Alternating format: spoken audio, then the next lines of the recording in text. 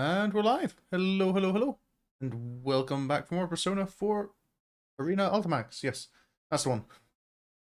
You're gonna go to Persona 4 and think, like, which Persona 4 game am I playing again? But where are we? Well, I know exactly where we are. Where's the game? There's the game. We had last time excuse me. Why is it doing that? There we go. Can I get the mouse off the game screen, maybe? There we go. Okay.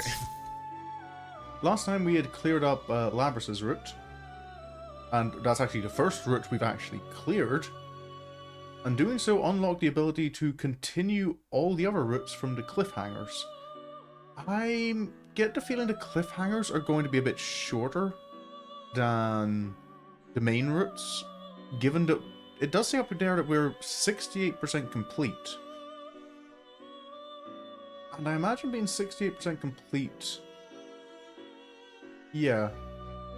Because there's still like one route we haven't seen at all, and all of them still need to be continued. But we're nearly 3/4 of the way through, so I imagine these are going to be shorter. It has got me, curious as to who the final one is. Because the only other person we've seen who it could be is either Elizabeth or Shadow Labrys? I'm not quite sure. My initial thought was kind of like the to be continued, like that was it finished, and that it was the Labrys story and this one would combine them all together. But I'm guessing it's probably its own unique route at this stage, so maybe it's not. It's probably not going to be you. But anyway, we can start here. Hey Mooney, how are things going? Still not feeling great? Continue from the cliffhanger. Last we left off, Shadow Labrys had... This isn't real! I'm not a machine! Labrys had just awoken to kind of who she is again. You're not me! Here we go. Yeah, that's not great. Hope it doesn't last too long, though. She's denied the truth of the Shadow's creation. With this, the Shadow's face twists with an evil rapture. Yep. If you know Persona, the whole thing about Persona 4 is you don't deny your shadow. Finally! You finally said it! Now, I can be myself! Oh, and right into a cutscene.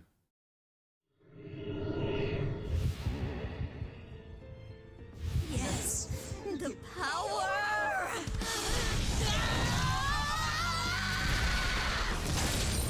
Oh. Is this when Asterius There he is! I think it's Asterius?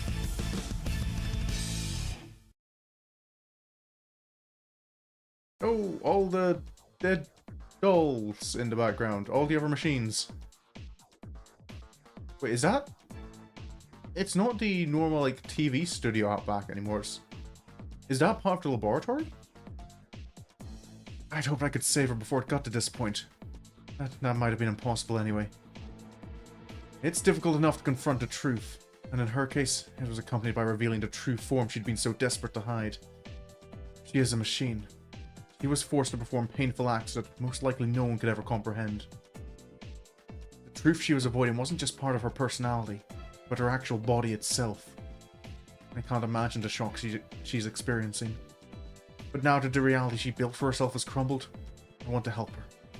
She may be a machine, but she has a heart. Labrys has denied her past in which she was forced to fight and kill her friends, and her pain comes out in a long, echoing scream. What has to be done to a heart to cause such terrible screams? There's only one thing that we can do. Oh. Is this a choice that actually makes a difference, or is it just dialogue changes?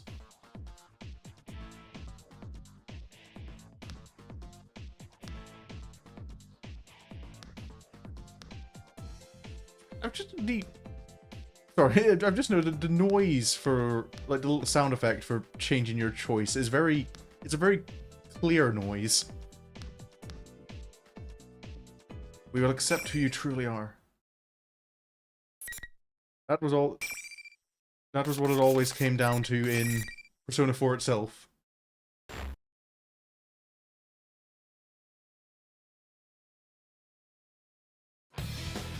Oh, okay, right to it.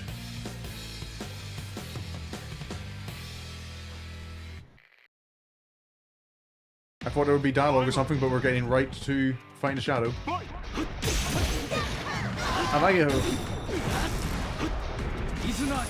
have to remember how to play as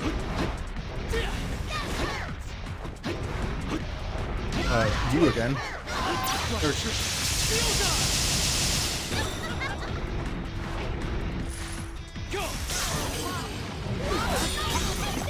What the? Ow!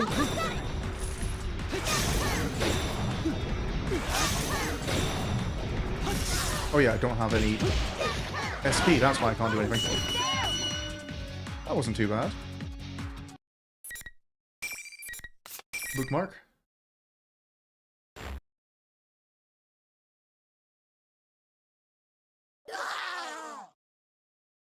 Okay, so she get rid. Yeah. I suppose it's one of the things that's made. I suppose there are ways around it, but it's a little because these are all characters like balanced for like PvP as well. That they can't like have one character be too overwhelmingly powerful. Unless that wasn't actually the final battle, which might be the case. Because it's not over until Labrys actually accepts her shadow, because as long as she denies her shadows can just keep regenerating. The power that Labrys' shadow had gathered dissipates. It's over. All that's left is for Labrys to accept the darkness within her. But will she truly be able to do it? I turn around, but Labrys hasn't moved a muscle. He had been avoiding having to watch the battle just now as well. What more can I do for her? Labrys. The moment I call to her. There they are! Oh. Yukin! Labrys! Oh, Chie. Sister, Narukami-san. Chie and Iga-san. Not just them.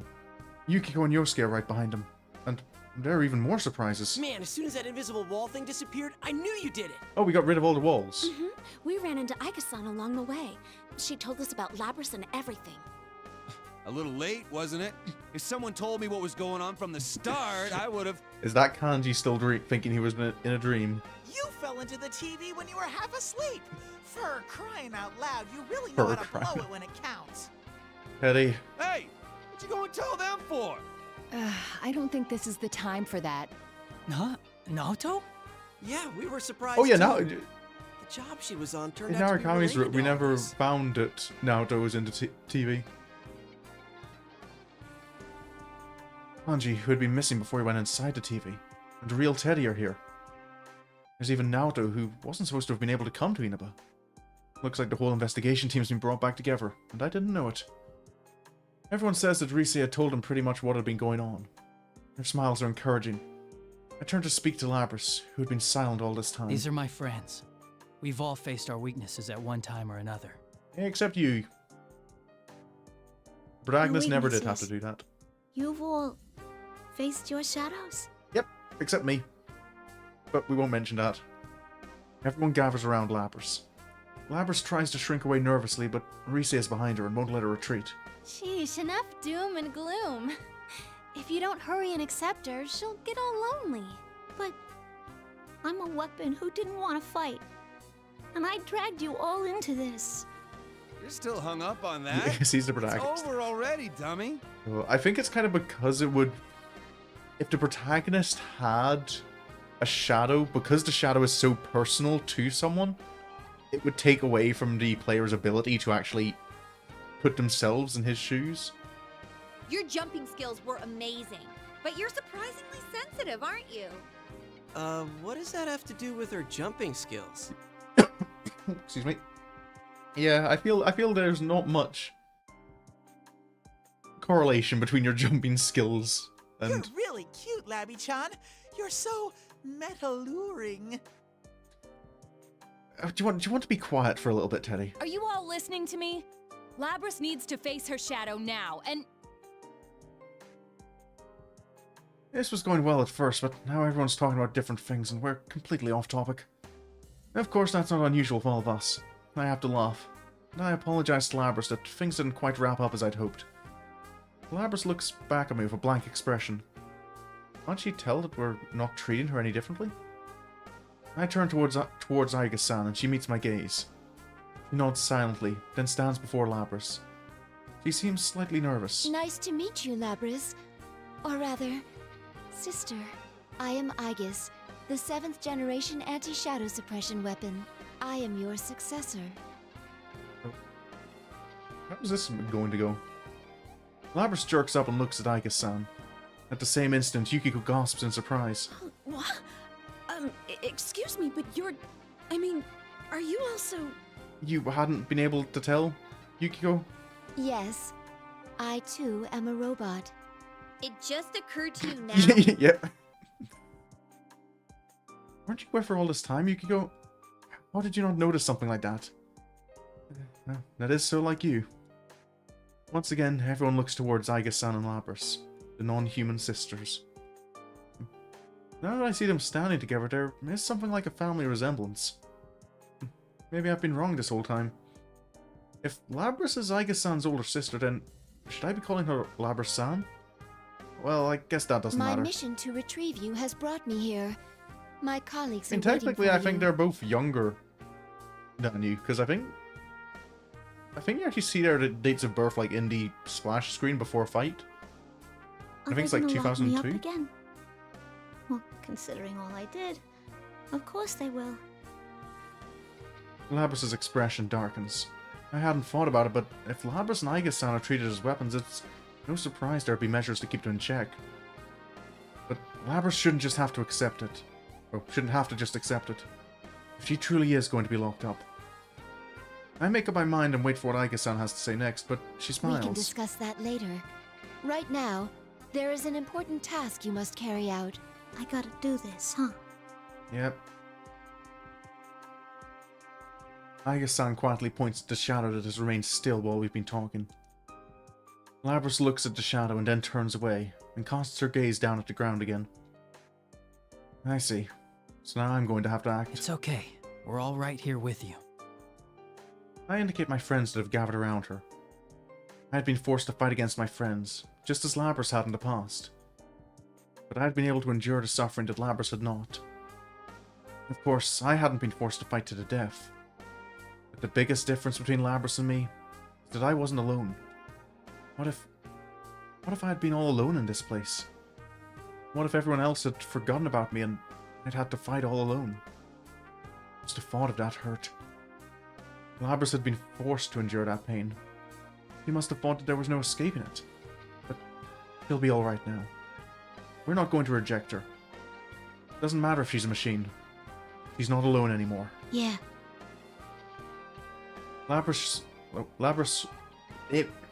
English. Labrys slowly looks around at all the faces, searching each one for confirmation. Finally, she turns back to me and nods. Labrys then walks over to face her shadow. When she walks, she no longer seems to be bound by her fear. She then looks down at herself. She looks at the mechanical body that she had convinced herself she didn't have. That's right. You're me. Labrys and her shadow turn to face one another and stare into each other's eyes. She can't avoid looking at the shadow now. You're the way I was on the inside, screaming to be understood. The pain wanting to be known. You're all I couldn't say. You were always inside me. You're me. A machine with a heart. Oh.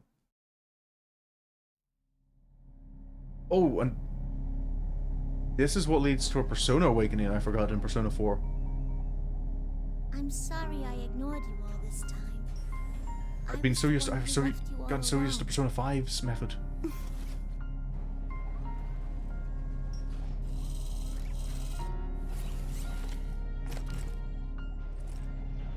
No. You are me, after all.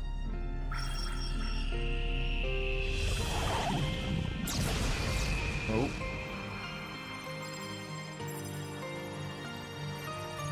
So, What is Asterius then?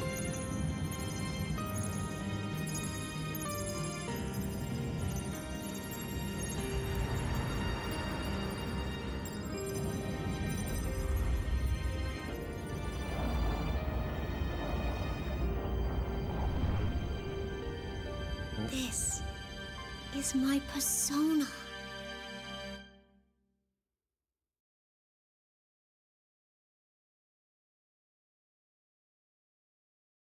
Oh. Labrys accepted the existence of her shadow and obtained a persona. It's finally over. We take Labrys with us and follow Teddy and Rise to the school's rooftop, where they say it's connected to the TV in Jeunesse.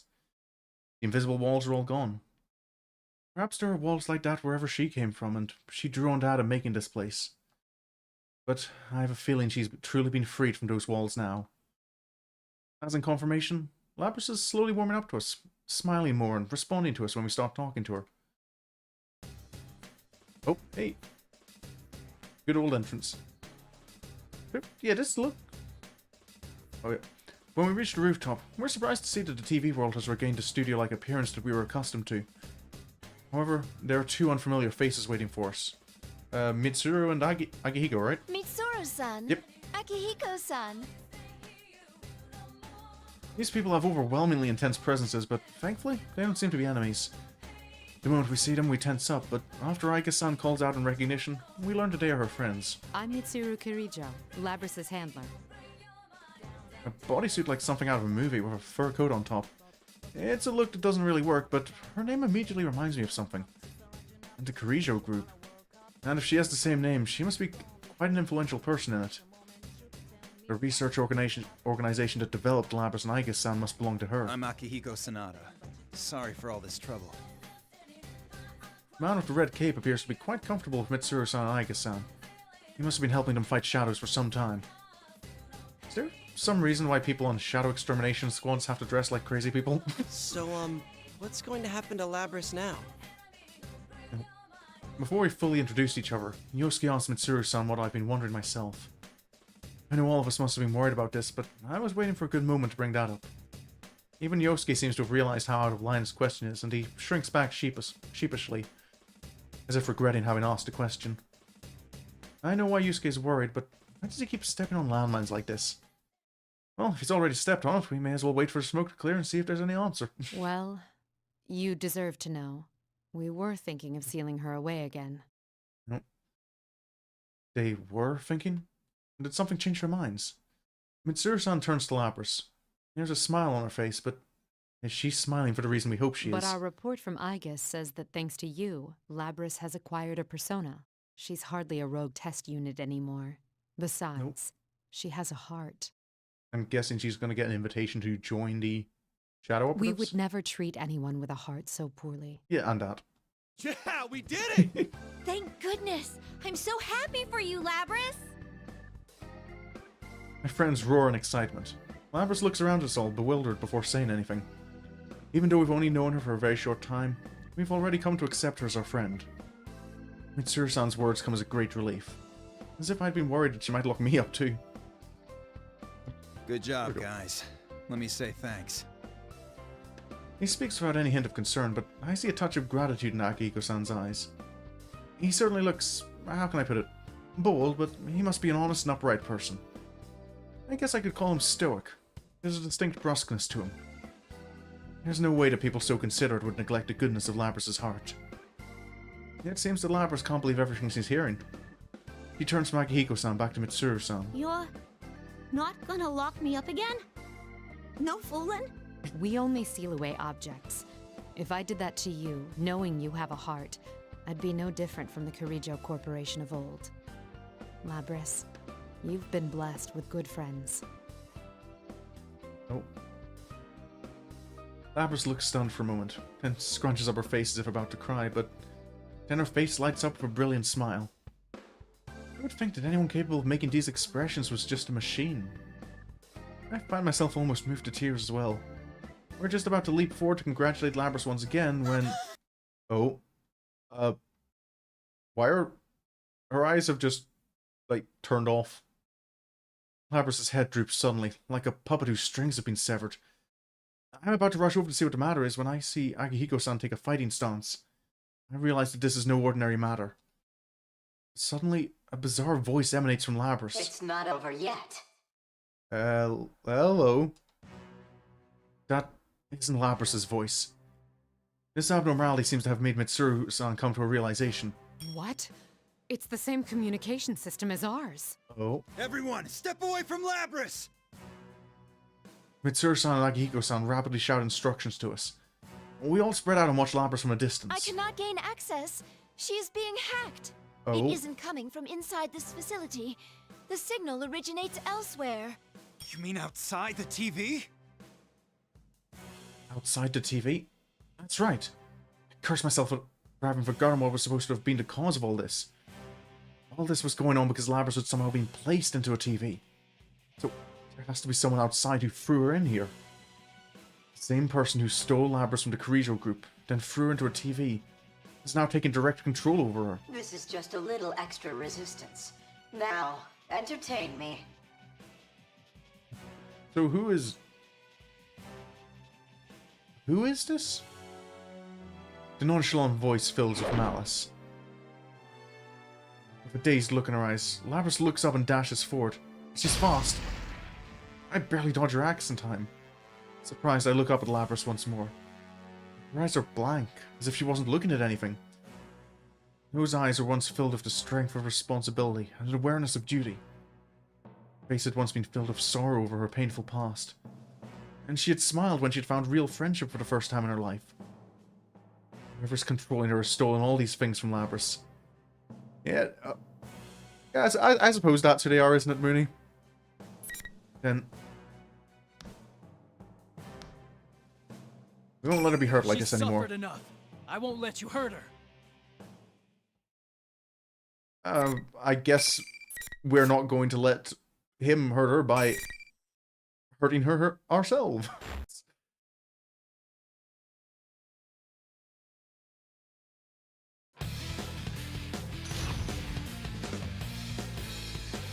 Okay, so this is Labrys with her actual persona. Finally. Fight!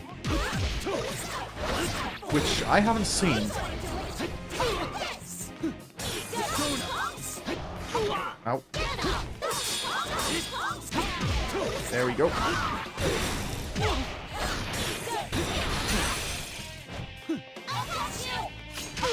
Oh, that's... Yeah, I don't know Labrys.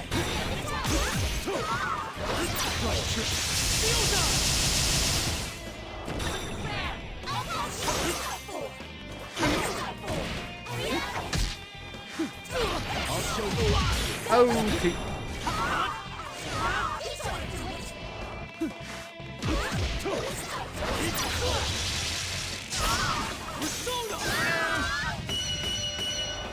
There we go.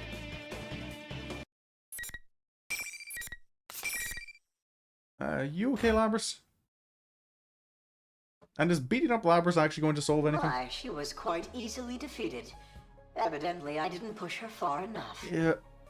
See, I've fought Labrys before, and I fought as Labrys, but in all those situations, she didn't have access to her persona yet. Didn't know what quite to expect from Ariadne. Well, she is a test unit, so this is as far as my little game goes. Who is this?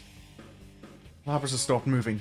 The only sound is that smug voice that continues to come from her. Those heartless words cause anger to boil up within me. Who are you? Why are you toying with people's emotions like this? Labrys isn't a tool. If you want to fight, then come out and fight!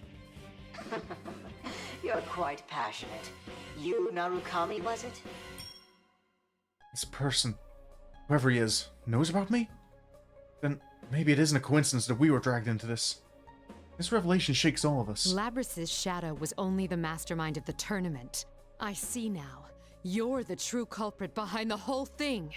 Yeah, it wouldn't be Persona if there wasn't a true culprit. It was I who stole Labrys away.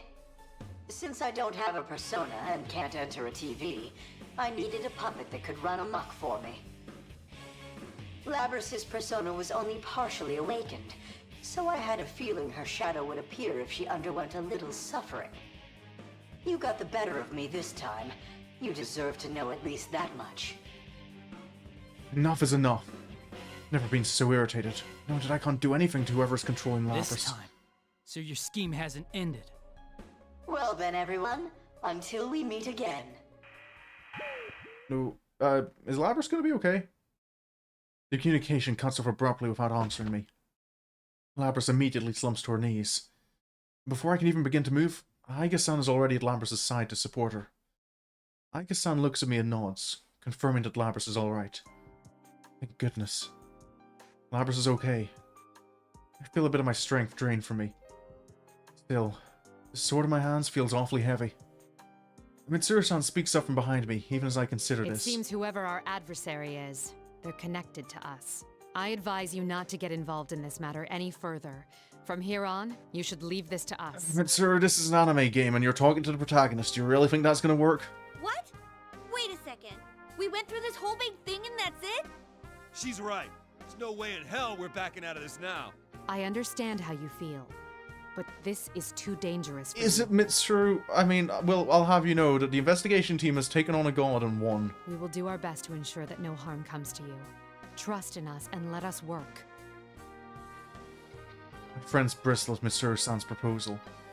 After all, we've come this far and we already know about the dangers.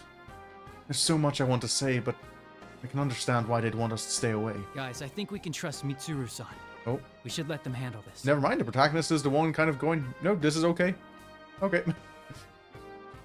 My friends respond with looks of shock. Of course they don't agree. But now's not the time to complicate matters. One of them should understand why I'm backing down so easily.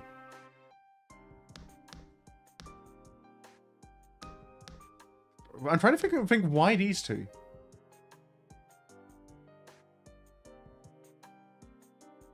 I'm guessing Yosuke, because Kanji kind of spoke up before. Very much against it. I stare directly into Yosuke's eyes for a moment, hoping that he understands my intention here. Come on, Yosuke. Back me up. Yeah. Never mind. We're all tired, so let's just get the heck out of here. That's not really the reason, I think. Kanji's also... yeah. Smooth, Yosuke. Oh well. I sneak a glance towards Mitsuru-san and the others to see if they've picked up on this, but none of them appear to have noticed. Maybe they're just pretending not to notice. Well, in any case, it means we've been let go for now. Sigh of relief before urging everyone into the exit TV. When I return to the real world, exhaustion from the events of the day catch up to me. I'm more tired than I'd expected. And then again, I had been fighting all this time. It can't be helped. Everyone else seems tired too, so we decide to go our separate ways for today. Still, everyone is safe, Labrys included. It'll still be a while before this case is completely closed, but I think we can assume that the disturbance has been settled for now. I worry about the mastermind that had taken control of Labrys, but I need to rest for now. When I get back home, Nanako greets me with a bright smile. The moment I see that, all the exhaustion of the day hits me, along with a profound sense of relief. I can't keep myself from staggering. Nanako and my uncle were worried a bit by that, but that doesn't bother me at all. There was something I wanted to do in my room, but I hadn't even been there for an hour when my awareness melts into the darkness. That means just going to sleep, right? Yeah. A dream? No, that's not it. My vision is quietly enveloped by a familiar blue color. This is the Velvet Room. Oh. Hello? Margaret? The actions you took, the way you withstood this trial, it truly shook me to my core. Wait, we haven't met you since like, the prologue of Narukami's story. You're feeling that tiredness, ready to fall asleep at any moment. Yes. I know I'm boring enough that I've made you fall asleep on stream once before.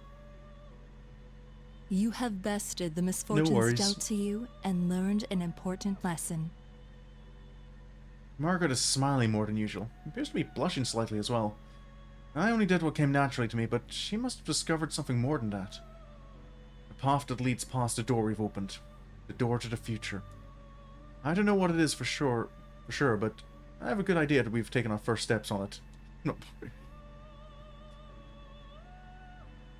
But am I not? Most of it, 90% of this is just me reading.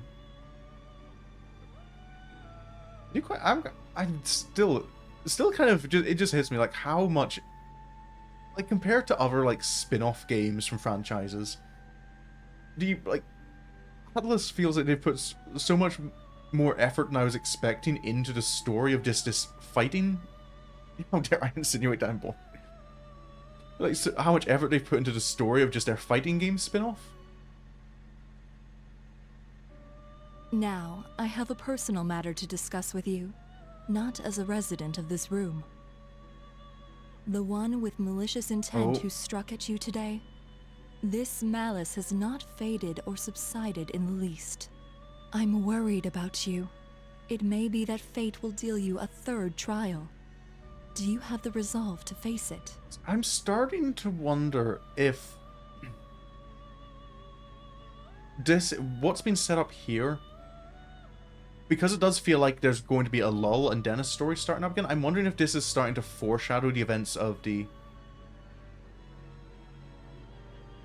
Ultimax story, the like chapter P4. It does, yeah, it does feel definitely like more like a visual novel than it does a fighting game. It just kind of has the fighting mini game to, you know, kind of give you something to do to freshen you up between places.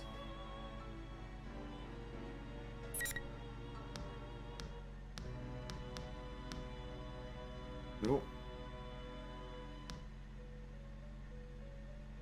I'm guessing the Velvet Room always does show up when that will depend on you. I look forward to it. It seems my fears were groundless. I'm already anticipating our next meeting. Until then, farewell. Velvet Room always shows up when the plot begins. Margaret smiles once more. My vision begins to fade. Dream is ending. I fall into a deep sleep. Nope. New chapter? I wake up to my phone ringing. According to the call, we're supposed to meet up on the outskirts of the shopping district, at the crossroads in front of the gas station. Oh. Where everything began. When I arrived, the other members of the investigation team had already shown up. Surprisingly, the one who called us was Labrys. She wanted us to come so that she could say her farewells to us. I'm assuming she's using her, like, stealth tech again. Is that it? Yeah, I'm pretty sure that's it. What's it? Oh man, it's so long. What the heck Oh, kind of car is that? How does it even turn corners? Mitsuru's limo. A long limousine drives up to us with surprising speed. It's so long that I can't believe that it was able to handle the country roads of Inaba. I don't think I'll ever see another automobile like this in my life. The limo slows to a stop and smoothly parks beside us. Mitsuru-san climbs out of the back seat and nods to us. Labrys and Akihiko-san are in the back seat as well. You're looking good, Labrys. Sorry I made you come here all of a sudden, but there was something I really wanted to tell you guys. Still not using her stealth tech, but she has taken the axe off at least. When I look at her, Labrys smiles and looks embarrassed. She takes a moment to look around at all of us, then continues. I decided to work with Mitsuru-san. Oh, yep, so you... another shadow I operative? want to catch the darn culprit. Not only that, but, you know how you guys had my back during this whole mess? Yeah. This time, I want to get yours. You go and do that. I can't help but smile at the conviction and trust in her words. That first bit Chie said can be easily taken out of context. What's the first bit that Chie said again? So... oh, yeah, if you... okay, yeah, I could... To be fair, Mini, there is one of the streams I did of this actually on Chie's... yeah, when I first did Chie's route, so I think that was the second or third stream. There's a whole scene in that kind of, out of context, is a bit...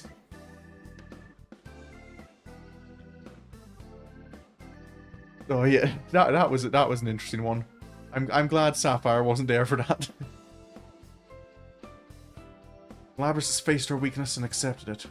She's about to begin walking towards the goal she found on her own. That's why I don't see any reason to stop her.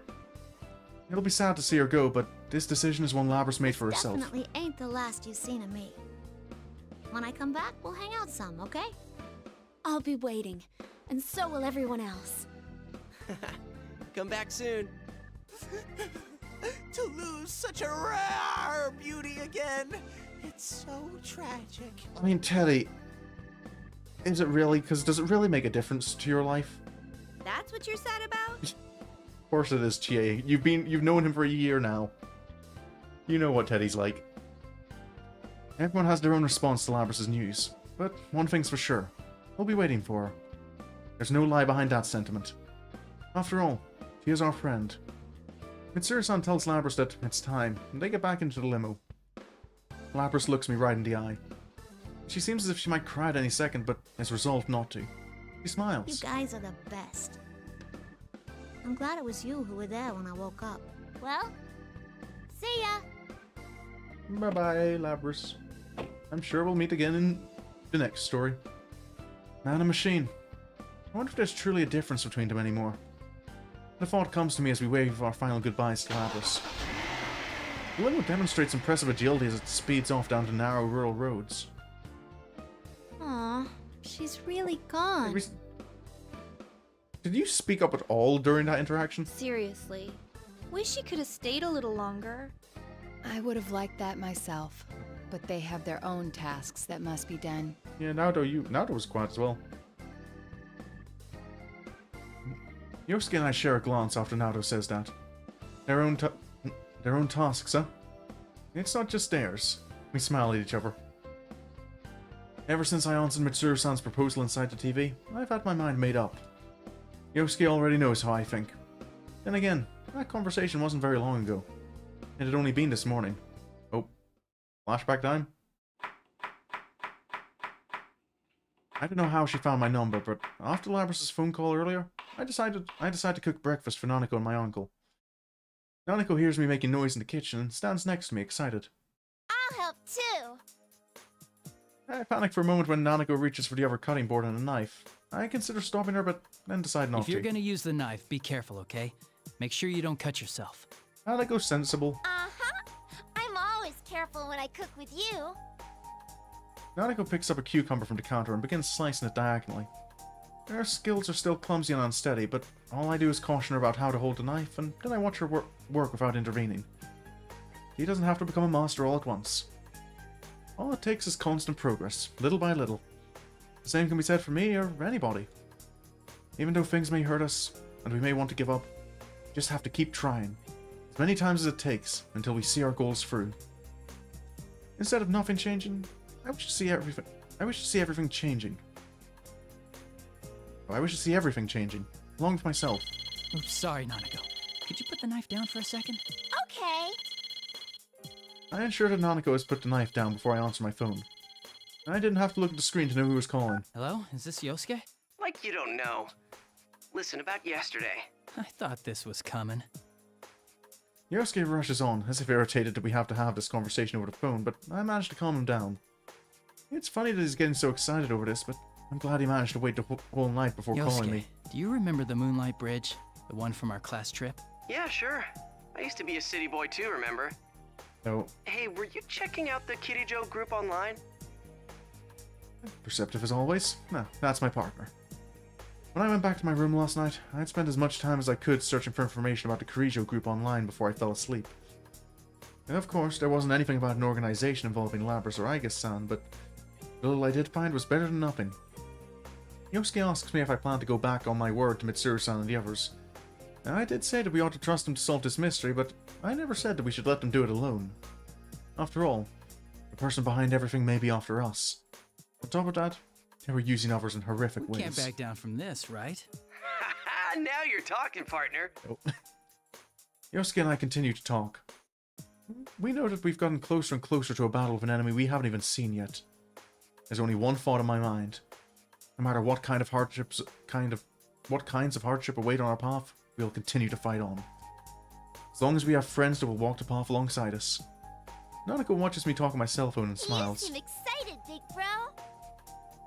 I smile back at her innocent face before making a confident The declaration. investigation team is back in action. Oh. Oh yeah, of course, Nanako does know about the investigation team. Before you story, you can now continue from the cliffhanger stories in Naoto, Mitsuru, Akihiko, and I guess... Oh, okay. So that's all. I can now continue all of the stories. On to Yosuke's. I believe these are likely all going to be fairly similar events, but I'm curious to see how they go, how each of them go. When a new girl says Labrys, Miss President opens her mouth trembling. My name is Labrys? Yeah, when Yosuke arrived, Aigus just burst into the room, right? Labrys. Oh. In that instant, her pale face flushes with comprehension. She looks down at her mechanical limbs and her face twists into a bitter expression. In the meantime, the shadow glares at the other robot girl. Don't tell me you're... Yes. I am the 7th generation anti-shadow suppression weapon, Aegis. I am the model that came after you. Huh. So you're here to seize her. Well, I won't let you. I'm sick of that place. I'm going to be free. Isn't that right, me? Won't that be better than letting the Kirijo group capture you again? Kirijo. Capture? Miss President blankly repeats the shadow's words. She turns to me, her eyes filled with desperation. I wasn't human? I should answer, and I try, but nothing comes out of my mouth. At that moment, I can feel our fates ripping apart. I will take my freedom! Oh. Shadow's arm suddenly shoots out across the room. It's connected to her by a long chain that catches Miss President Labrys in it. The chain reels in like it was connected to a winch, dragging her along. Shadow grabs Labrys and lifts her onto its shoulders. In the next moment, the shadow bursts out of the announcement room. That was fast. I can't believe she could do that while carrying Labrys, who probably weighs as much as she does. Wait! Okay, so things are going a bit differently than last time. And the other robot, Aegis, follows right behind. That just leaves Rise and me, and a whole lot of questions. What the hell am I supposed to do now? Student Council President isn't a human, but some kind of weapon? And there's another robot girl. Ow! Something smacks me in the back. It's Rise. She's staring at me with flushed cheeks. Senpai, aren't you gonna go after them? Yeah, we probably should. After them? Why am I spacing out? Of course I can't just let stuff end like this. But what if she's not human? So what if she's not what I imagined? She believed in me. She trusted me. And yet, I completely failed her. I'm not gonna let it end now. Not a chance in hell. Thanks, Rise. He didn't get to be a celebrity for nothing. He's really got some guts. Sure, it's great to have friends to urge you I'll on. back you up from here. Good luck!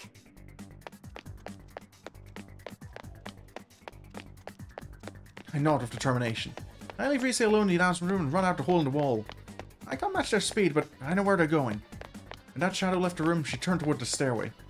If she was going to head downwards, it'd be faster to make for the fire escape in the other direction. So while it isn't a whole lot to go on, I think I can guess where they're going. The roof. Oh, straight to the roof. As I huff and puff my way up the stairs, I see that the door to the roof is open, just as I thought. But when I got there, I didn't see what I'd expected to. Oh. It took my breath away.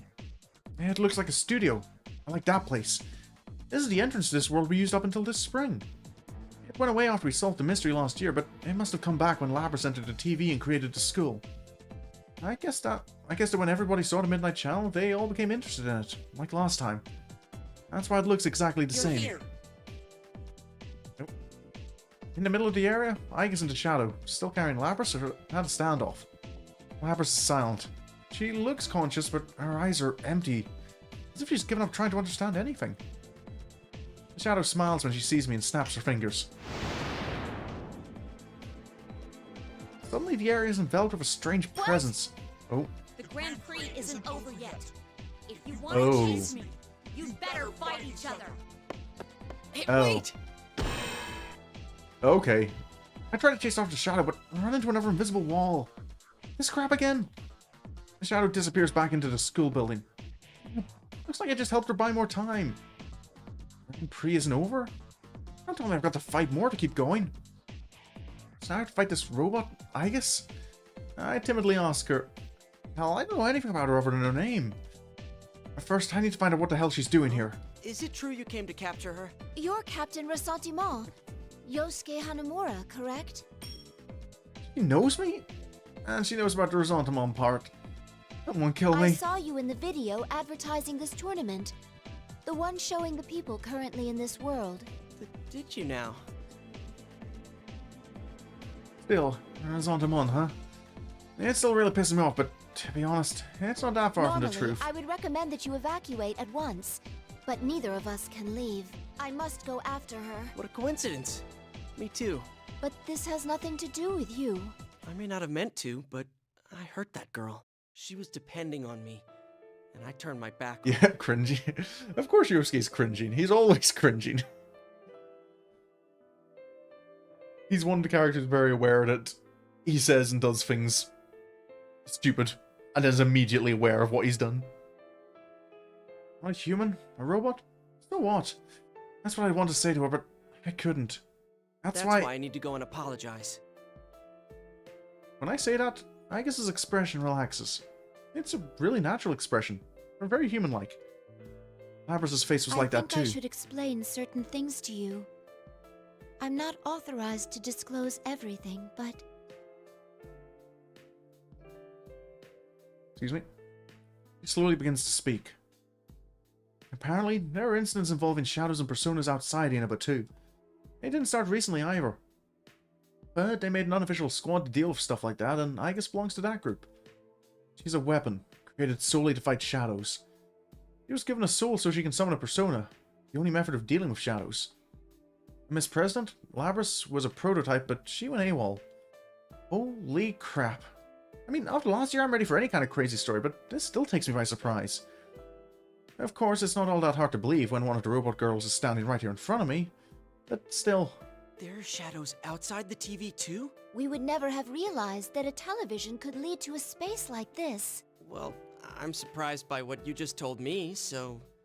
I guess we're even. I tried joking and smiling, but Agus doesn't smile back. She looks straight at me. Her eyes are filled with strength. I can tell that she's measuring me up. Come to think of it, Labrys looked at me the same way when we first met. I remember thinking, man, those eyes... Hey, please tell me, what's going to happen to Labrys once you catch her? I cannot answer that. What was the little noise Agus just made? Agus hesitates before answering, like she has to squeeze it out of her throat. That pause says more to me than her If you words. have no other questions, then let us begin the battle. There isn't any time to spare. Yeah, I think we've wasted enough time Please already. don't resist. I can knock you out painlessly if you comply. Yike, but hey, can't... Oh, act cocky, so that I won't get scared. But when I smile, I know that I can't just let her beat Are me. you really going to fight a living weapon like myself? I do not mean to boast, but your chances of success are low. I'm still a guy. And guys should help out crying girls, right? For some reason, this brings a smile to her face. Then, I had a thought. Was she trying to scare me to keep me from getting into something dangerous? Perhaps this is her way of trying to be kind to me. Well, if it is, it's not going to work. I'll never forgive myself if I was sent home now. I had to lose something important to me. I've already made my decision. Maybe I can sense that resolution in me. He takes a fighting stance. In this case, beat up a robot. I accept your challenge. Here I come. Okay.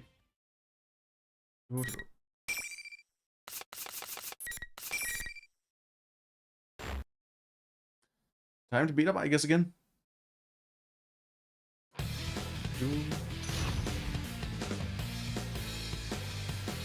Oh no. I guess is activated in 2000. So maybe? Finally. Fight! Hey, first strike. Oh! Come on. Oh. Hello, Athena.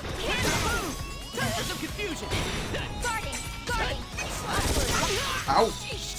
Oh, I've lost Jiraiya. That's a problem. Ooh.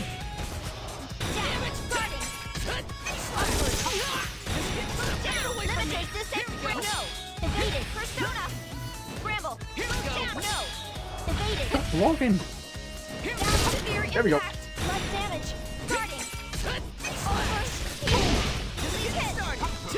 Right.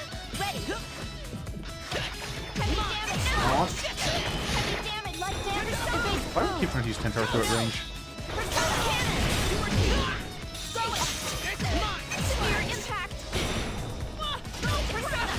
Whoa.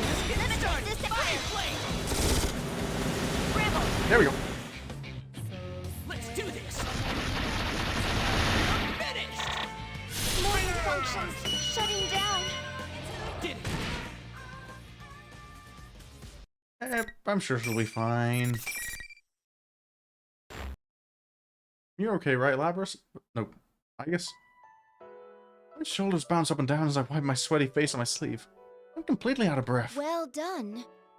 I'm surprised you defeated me, but this may have been for the best. Huh? You are truly concerned for her, even after discovering that she's a living weapon. Your sympathy is much more impressive than that of a fellow machine like myself. Such consideration is immeasurably warm and cherished for us. I guess his voice is gentle, but she also sounds a little sad. I sense that she's carrying a burden I can't even imagine. I don't know what to say, but she gives me another of those soft smiles. I met my own friends once, and reached my own answer. I was thinking of telling my sister of these experiences. Oh, she's your sister. But I think it's better that you tell her instead. Might I be able to do that? Wouldn't it be better for Aegis to go? No, the answer's already there. I have to face Labrys, for Aegis' sake as well. I look straight into her eyes to show my determination. I don't know if I have the answer you're talking about, but there is something I want her to know. I'm not sure if I'll be able to get it across, but when I was going through tough times, I had my friend. Did he just bite his tongue? Son of a bitch! That was such an awesome speech and I muffed the last word. Silence and yeah, he just flubbed his line. Silence ensues. You didn't have to repeat it, I guess. Dude, do you pick up on everything? Pure disappointment when you open your mouth. Now I understand. Who told you that? How do you know about that? My database is perpetually being updated. Even as we speak, I am receiving information about you from the server. What server has that information? Known for wearing a trash can on his head. I comprehend. It was like, that was, well, okay, no, okay. I was about to say that was one time, but no, it was like 3 times. Wait, how come all this information about me is bad? And what's this server you're talking about? To think you would have such hobbies. The possibilities of man are truly infinite. I guess, what are you looking up? That's not... Senpai, can you hear me? Oh. Thank you. Save us from the situation, Rise. Transmission from Rise. That's right. Now's not the time to be acting stupid. Loud and clear. Did you pick up Labrys' trail? He's just getting it from the... just breaking the fourth wall and accessing the video game wiki. She's headed for the announcement room again. I'm gonna get out of here while I can. Probably a good idea. The announcement room again? At first I was worried about Rise, but now that I think about it, as long as she can use her persona to track the enemy, she's safer than anybody in here. Alright, time to catch up. If the Shadow needed to make us fight to stall for time, it means she's still got something up her sleeve. I slap my cheeks to wake myself up a bit. Finish it this time. I trust Labrys, my sister, with you. As I'm leaving, I hear Aegis' voice from behind. Her words give me some relief. I don't know, that you were gonna capture her and lock her up somewhere. Her shadow was talking about how she didn't want to be caged again, and that she wanted to be free. But you don't seem like the type to do that. I think you really do have her best interests in mind. I'll bring Labrys back to you, whatever it takes, Aegis-san. Hanamura-san, thank you. Look at that. Labrys does have a place to go. Yeah, she doesn't belong here in this made-up school. I bow to Aegis and start running again. Back to the announcement room. It's still the normal announcement room. I return to the announcement room and open the door. All I see is Labrys, sitting alone in the middle of the room. Her mechanical legs are splayed on the floor and she seems to be mumbling something happily. Oh dear, has she broken? Okay, that's not right. The Shadow's nowhere to be found. Where is she watching from? Oblivious to my suspicion, Labrys starts talking to me in a cheerful but almost lifeless voice. Oh, it's you, Yosuke-kun. What's wrong? Oh no, as she started... You're not thinking straight. We're inside the TV world. You're not the student council president. She's just going further down the rabbit hole of trying to lie to herself. What are you talking about? I came here to broadcast a student council announcement. Labrys looks up with empty eyes. He's no longer in a human form, but stuck-on smile is painful to look at. It's not a real smile. Take a deep breath. That's your name. You know that, right? Let's go back and put an end to this fake world. Why? Why are you saying that stuff? Labrys finally looks me clearly in the eye. He's seen the I want to truth. stay here. This is the only place I can belong. Labrys slowly stands up, puts her arm behind her back. Uh-oh. She removes her wings. They expand to form a giant axe. I won't go back. I'm gonna stay here forever and ever. Oh. Okay. She brings down her axe with incredible speed. Throwing a huge chunk of steel like that so easily? That's just not humanly possible. I mean, I expected as much, but I can't go easy on her. I'm sorry I have to do this. I'll apologize as much as you want later, but right now, I've got to stop you with everything I have. Okay, so it's a fight against normal Labrys.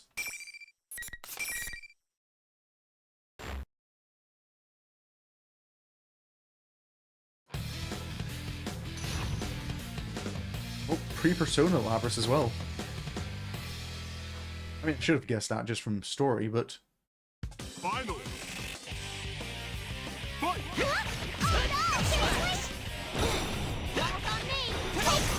Ow!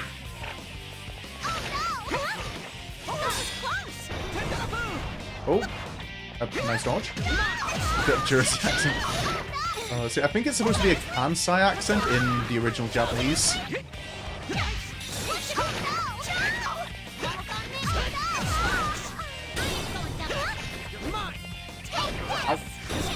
Ow.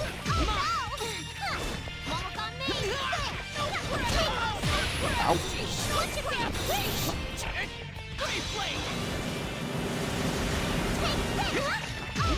Darn, missed.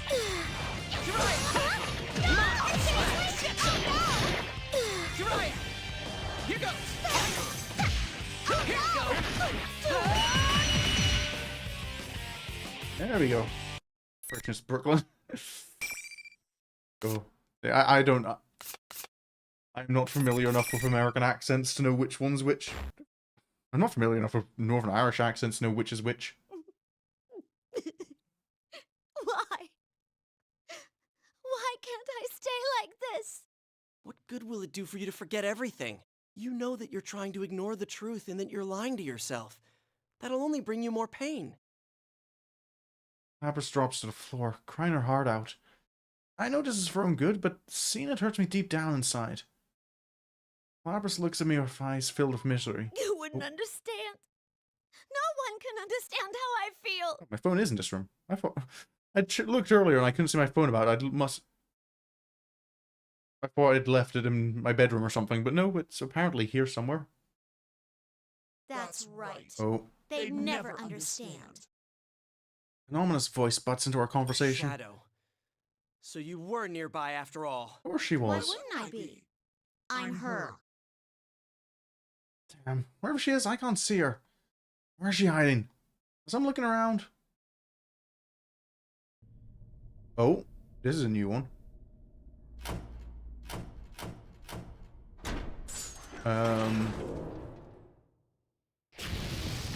Oh.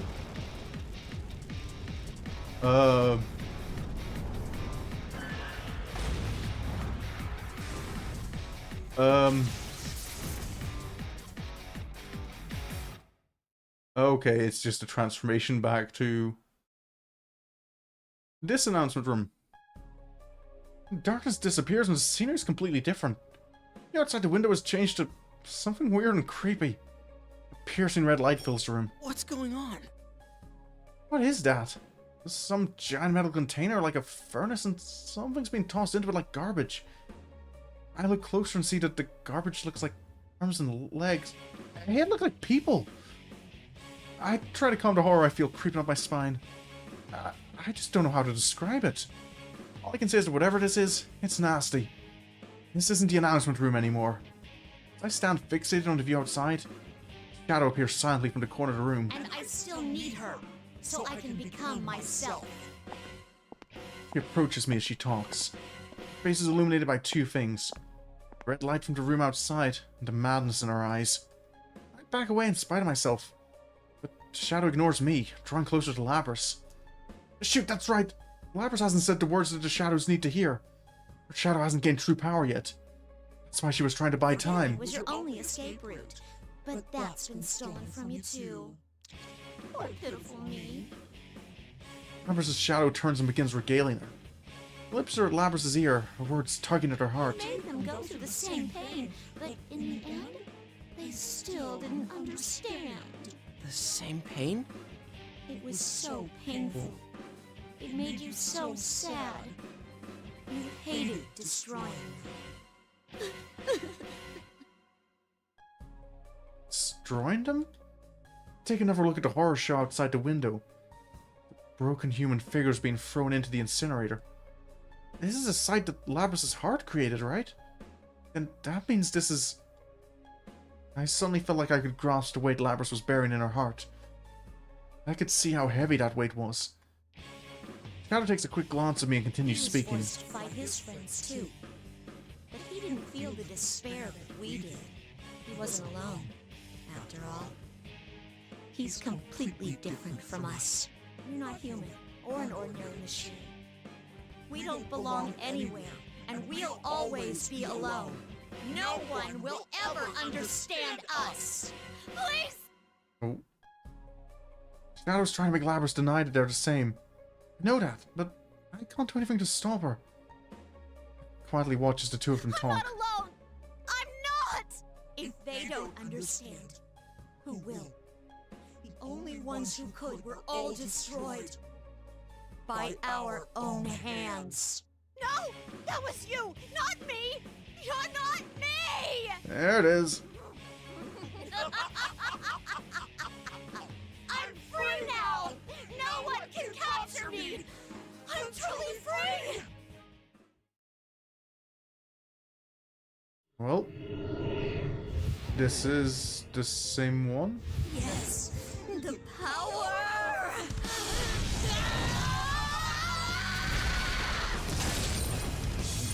There's Asterius again. Oh. What is Asterius? No, Asterius is brought up as a persona in Persona 5. In Persona 5 Royal. Oh, there it is. Shadow goes wild and strikes Labrys, knocking her aside. I catch her from behind. Labrys looks up at me, a bit surprised. But the look in her eyes is frail, ready to fade away at any moment. I smile at her. Don't worry. It's okay if you can't at first. It's really hard to accept yourself. The only reason I could do it was because I had friends to help me. It would have been impossible to do on my own. I'm here with you now. And you've got Aige-san too. We'll help you face yourself. Shadow's form is a bit of a surprise. Instead of changing shape, she summoned a monster behind her. What the hell, man? That's like a persona. Yeah. Is this going to be explained as we go on? It's pretty damn gigantic. Just looking at it makes me weak in the knees. It's at least 3 times my size. Shadow's eyes glow gold as she turns her wings into an axe, like Labrys had. Crap, it was hard enough just finding a robot girl with the axe. I'm gonna be honest here. I'm having a hard time thinking I can take her on by myself. But something pops up in the back of my mind. Faces of my friends. Vigus. Everyone who's trusted me with all their hopes. I get ready to fight. Power surges through my body. Alright. Now it's my turn to work. I'm gonna save you no matter what. And when we make a promise like that, we keep it. Okay, Jirai.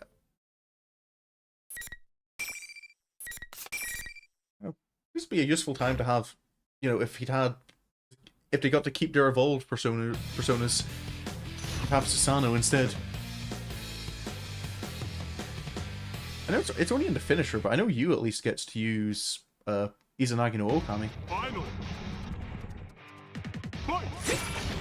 Alright.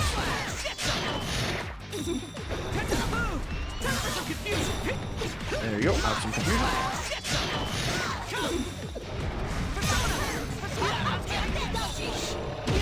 Oh.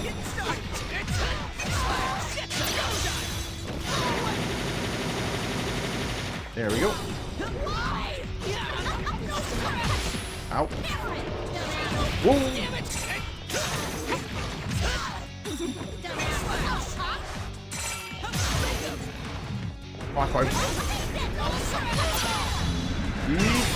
Ow. Dodge what? What am I dodging?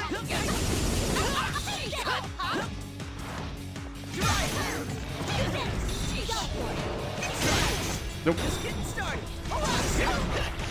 What? Ooh. Oh, I just realized my own health at the end of that one. There we go.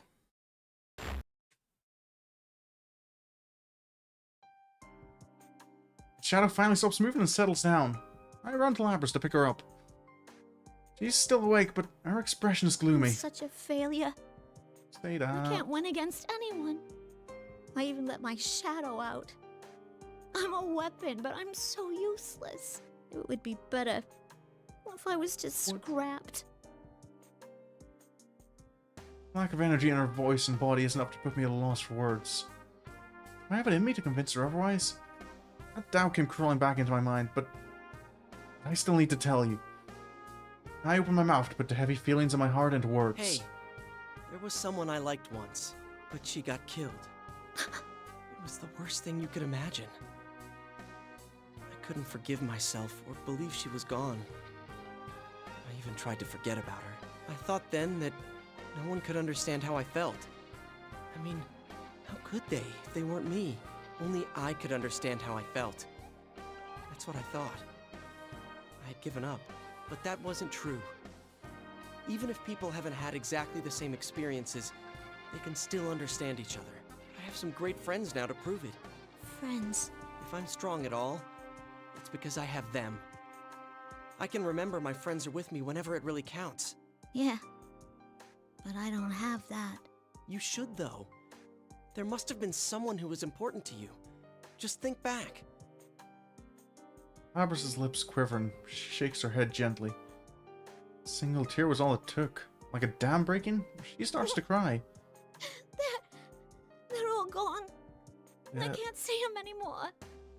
And it's all my fault! Yeah, huh?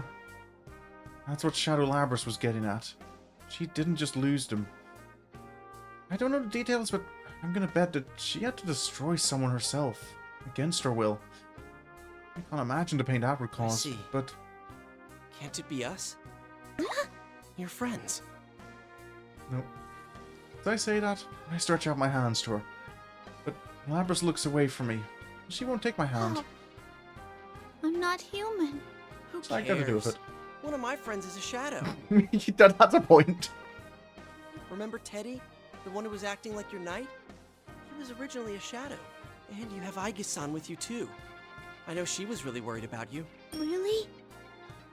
She raises her head and looks at me, but she still hesitates. Shoot. I really don't know what to say in situations like this. I bet you would have the best lines memorized just for the occasion. Okay. Gotta try something that sounds natural, no matter if it's particularly suave or not. Time to try joke. You know, my arm's gonna get tired leaving my hand out like this. Labrys looks confounded for a brief moment, but it looks like I chose You right. really are something, you know that? With a smile, Labrys takes my hand. It's cold and hard, but it feels natural. I know it's the hand of a girl who's trying her best. I'm not alone. That's right. We'll be by your side. Labrys nods her head and slowly stands up. I offer to help her up, but she pushes my arm away and walks towards her shadow. The shadow says nothing. Just stares at I want Labrys. everyone to understand. You weren't wrong about how I feel. Nope.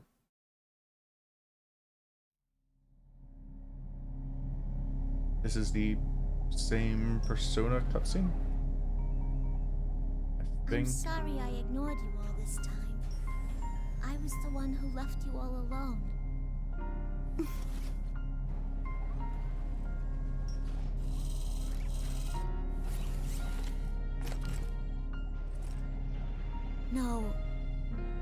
You are me, after all.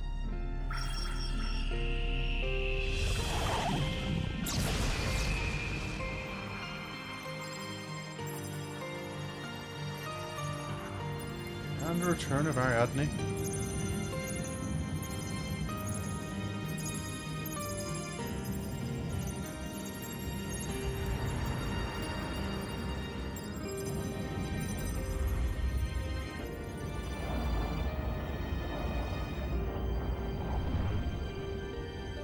This is my persona.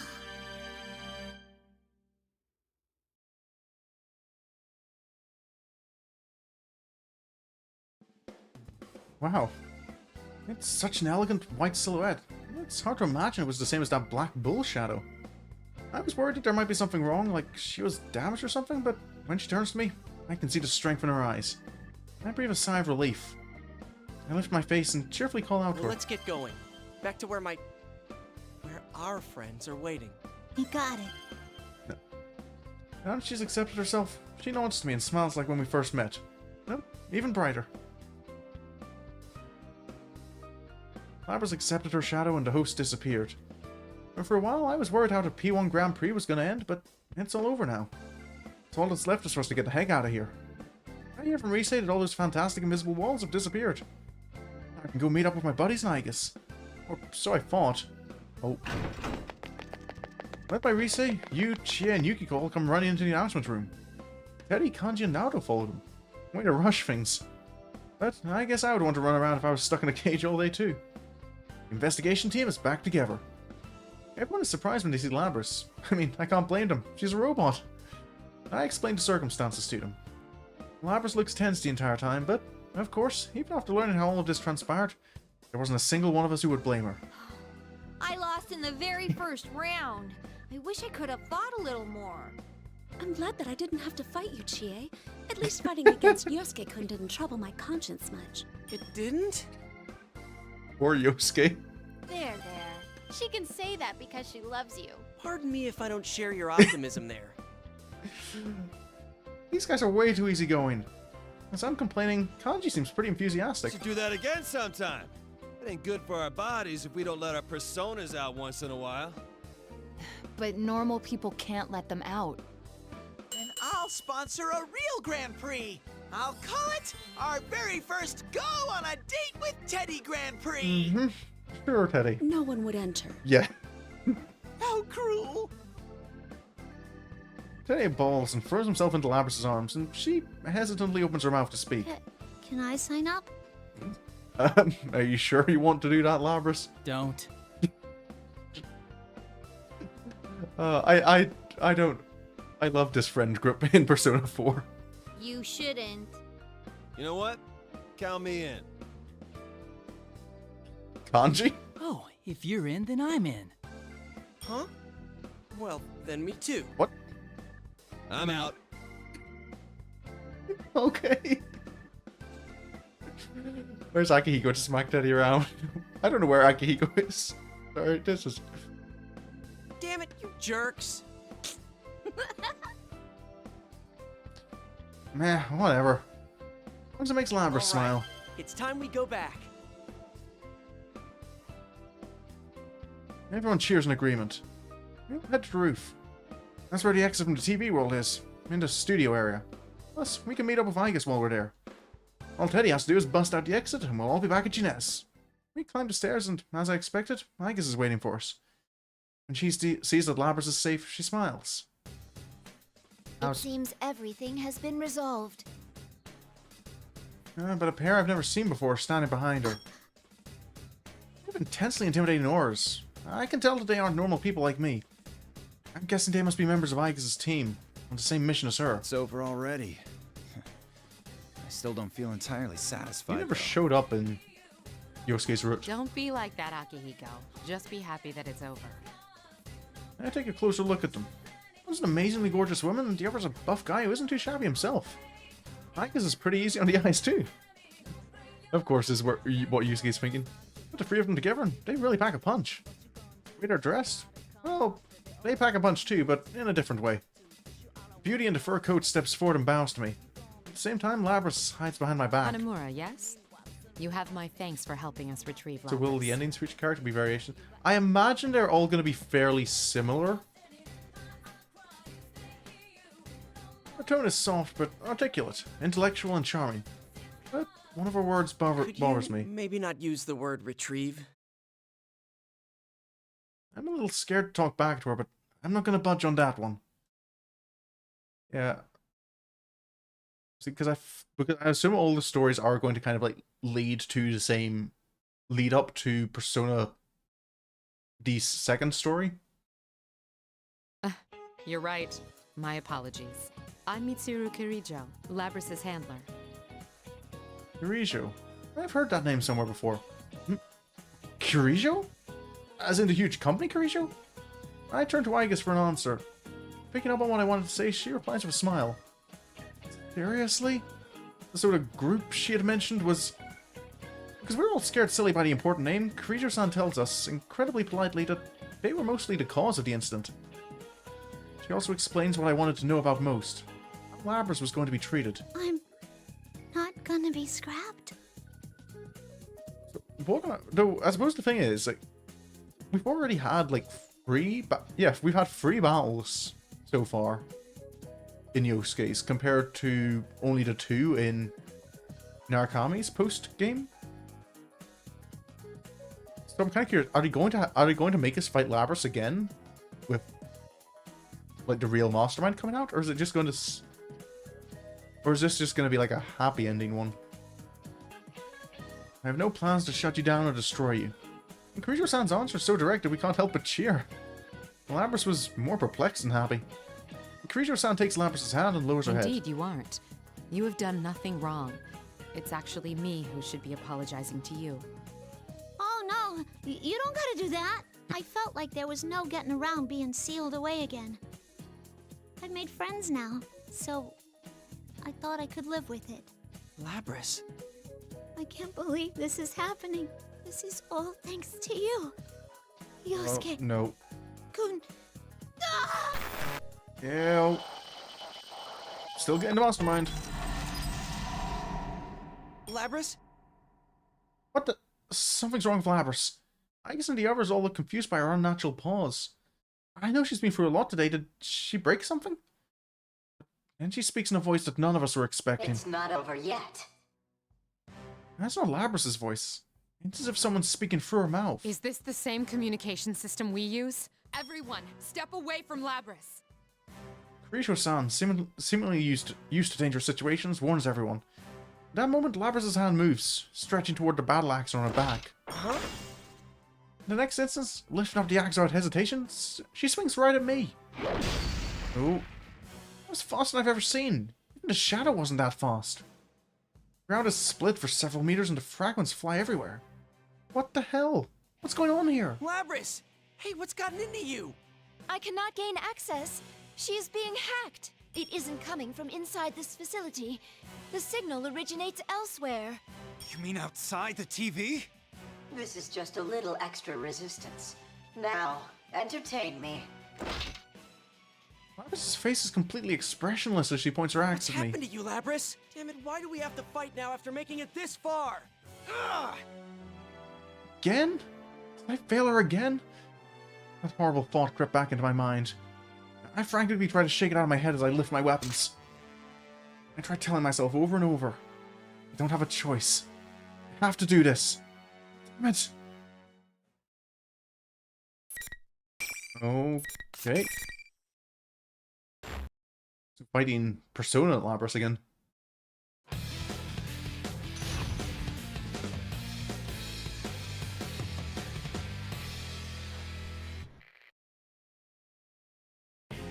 Finally!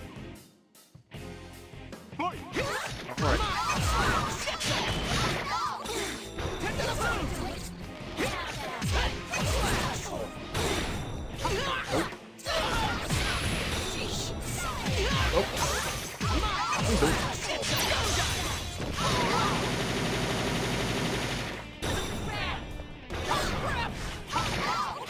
Here we go! Thank you for going the other way.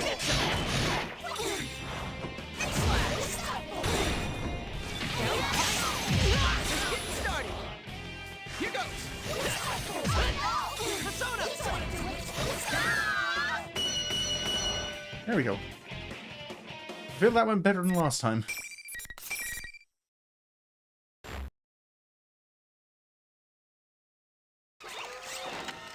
Labrys had stopped moving and had fallen to the floor. Now she begins standing up robotically with jerking motions. Then she begins speaking in that eerie voice again. Maybe speaking is the wrong word, but it's definitely in my head. My, she was quite easily defeated. Evidently, I didn't push her far enough. Well, she is a test unit, so this is as far as my little game goes. So, whoever's voice this is the one controlling Labrys? The way he was talking, I could tell that he wasn't serious. He doesn't comprehend how cruel he's been by controlling her like this. Who are you? Ah, yes. I have more than enough data now. I should thank you all. Although this didn't work out, you did stay in it to the very end. Labrys' shadow was only the mastermind of the tournament. I see now. You're the true culprit behind the whole thing. It hits me when Kirijo-san speaks. That's right.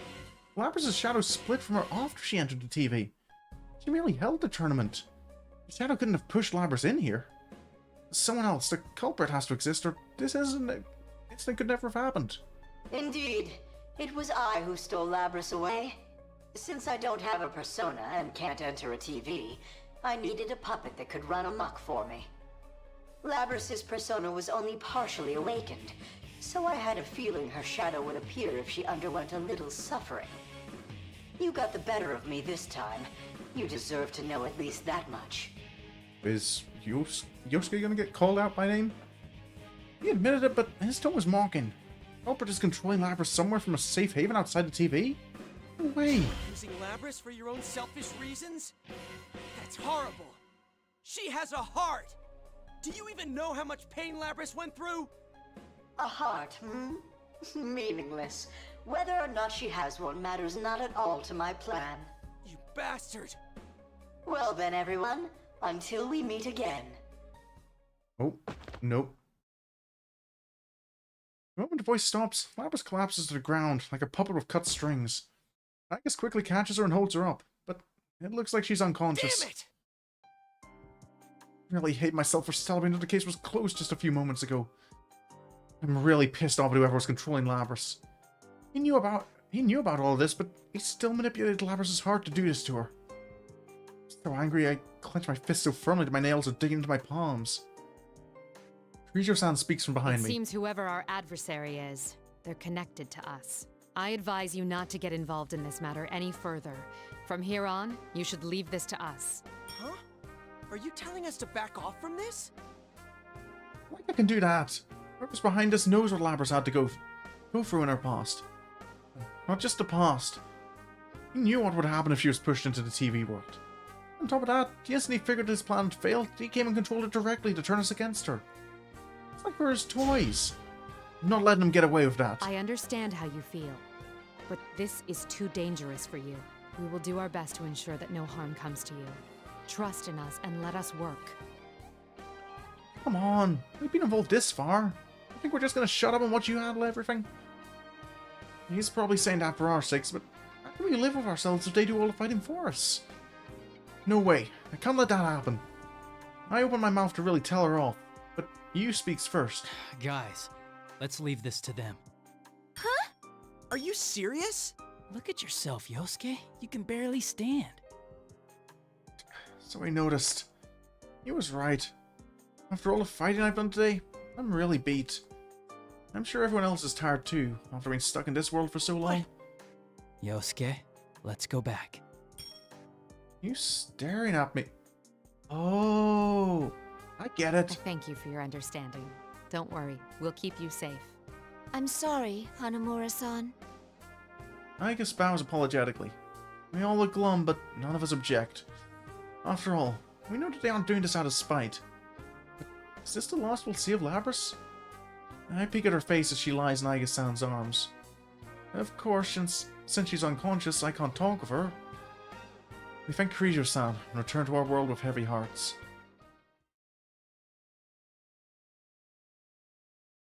After returning from the TV, we gathered at the food court, but we didn't really talk much. We split up not long afterwards.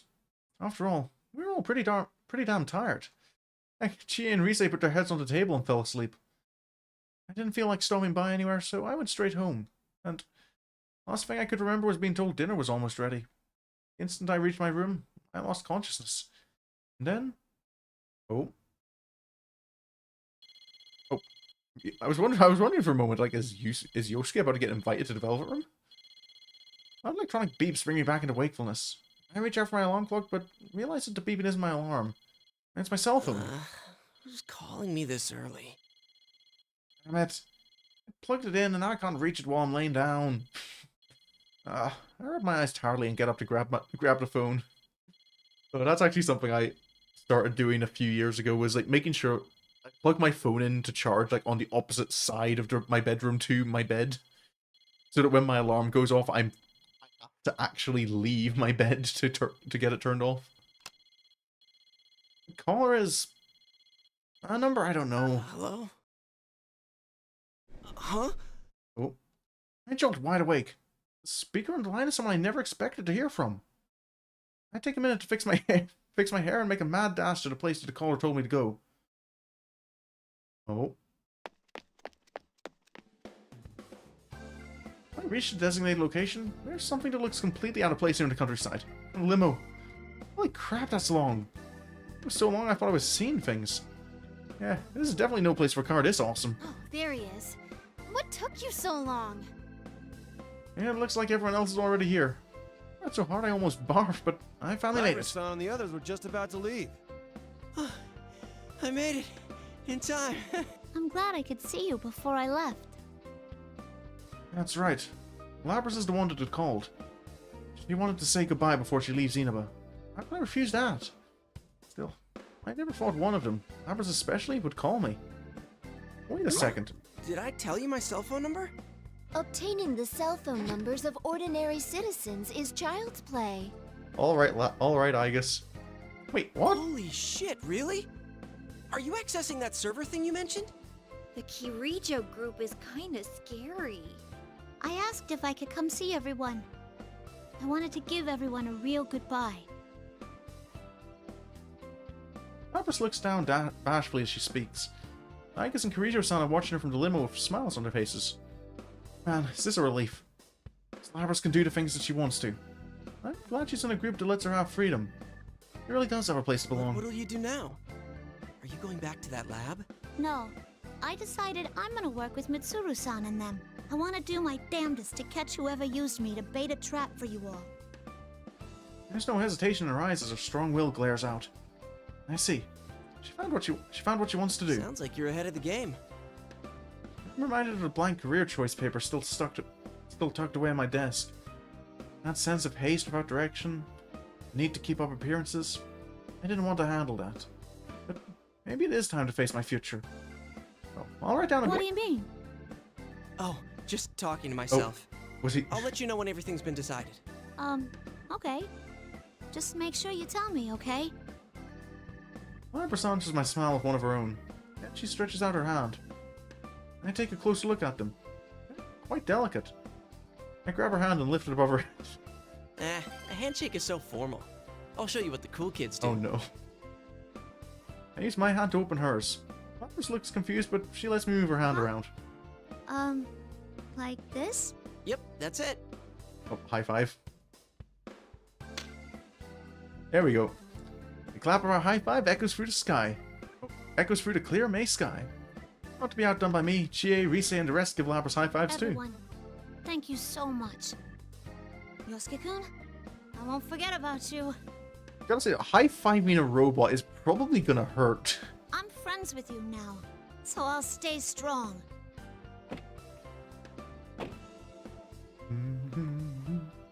Labrys begins to tear up and tied it, she hurries into the limo. Soon after, the limo begins moving quietly down the road. Labrys waves to us from inside the car. Even after the car's gone pretty far, I can still see her waving from inside. She's still waving.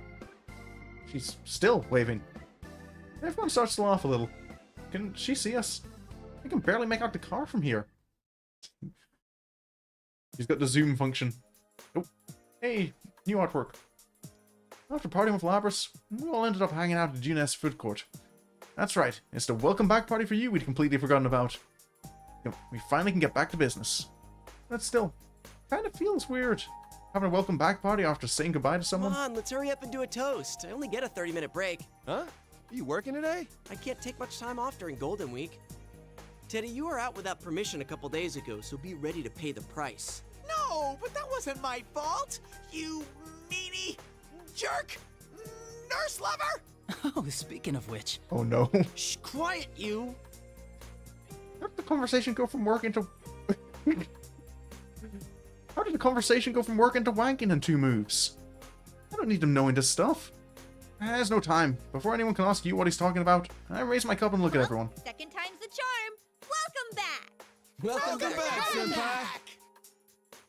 After a toast, we all chat like we don't have a care in the world. This is the kind of atmosphere you can only get with the best of friends. But actually, that's not all. We aren't about to let things end the way they did. Ahem. May I have your attention, please? It's time to announce the reason we're all here today. Isn't it to welcome back Yukon? You and I trade glances at Yukiko's question. I can see in my partner's eyes that he wants me to do all the talking. You see, we've already talked this out. Now's the time to bring it up. It's about yesterday's incident. You guys weren't satisfied with how things ended, right? Of course not, but... So, why not launch our own investigation? Does that mean... That's right. The investigation team is back in action. Oh, now you're talking. Wait a moment. I thought we were going to leave this to the Kirijo group. Did I say we wouldn't get involved? That's right. You only said to leave this to them. Oh, you're right. Actually, my partner here brought it up first, though I'm with him 100%. Now that's our sensei. Yukiko and Teddy jump right on board. On the other hand, we're actually sensible team of Chie, Rise, and Naoto. Is Chie on the we're actually sensible team? I mean, Rise and Naoto I get. Like, Naoto especially, but... Is Chie really on that team? They're sitting with their mouths You're wide open. splitting hairs rather finely there. Yeah, it seems that she was definitely not expecting you to use weasel logic like this. But, no matter how I think about it, I just can't let this go. After all we've been through, the villain is still out there, waiting for another So chance. you're not on board? I egg her on, and though she looks hesitant at first, she smiles fearlessly. Of course I am. I like that smile. That's what a reliable detective should look like. Thought so. All right then, let's find the real culprit. Yeah! Everyone's hands pile up at the middle of the table. Friends are really what you need. It's already this late? I look at everybody smiling, and though I'm reluctant to go, I stand up. Well, I gotta get back to work. Come on, Teddy, let's go. Who's this Teddy you speak of? I don't know anyone with such a pretty name. Teddy? You've got some nerve trying that on me. Sounds like someone wants me to make his next shift a living hell. Ah! No! But I'm still gonna skip work! I wanna have fun with Nana-chan! Teddy clasps Yu's hands and promises to visit the Dojima household tonight. Please, just this one night, he says. Teddy, of course Dojima-san in any trouble. But, well, I know the feeling. I never feel like break time is long enough either. But, you know why I'm keeping my cool right now? I begged my dad to give Teddy and me tomorrow off. I just haven't told him yet, that sucker. Yeah, that's right. We can't let this end here. It's still Golden Week. We're gonna party till we drop. This time, for sure.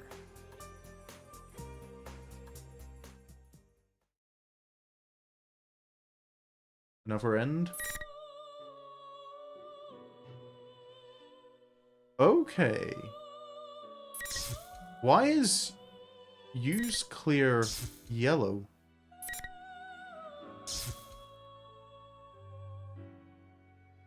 And Yosuke's and Labrys is red. I think we've got time for one more. Maybe not time for all of it, actually. It depends on whether it's how many. Who the hell are you? Why are you after us? Chie ended kind of the same as Yosuke's, wasn't it? She got to the announcement room and then Igus showed up. We've come to take no, you in. Akihiko. Would it clear things up if I mention the name Kirijo? Shadow glares hatefully at the guy in the cape. Reckon guy takes off his hood and glares back at Miss President or Shadow. What? What does he mean by taking her in? No! I'll never go back there!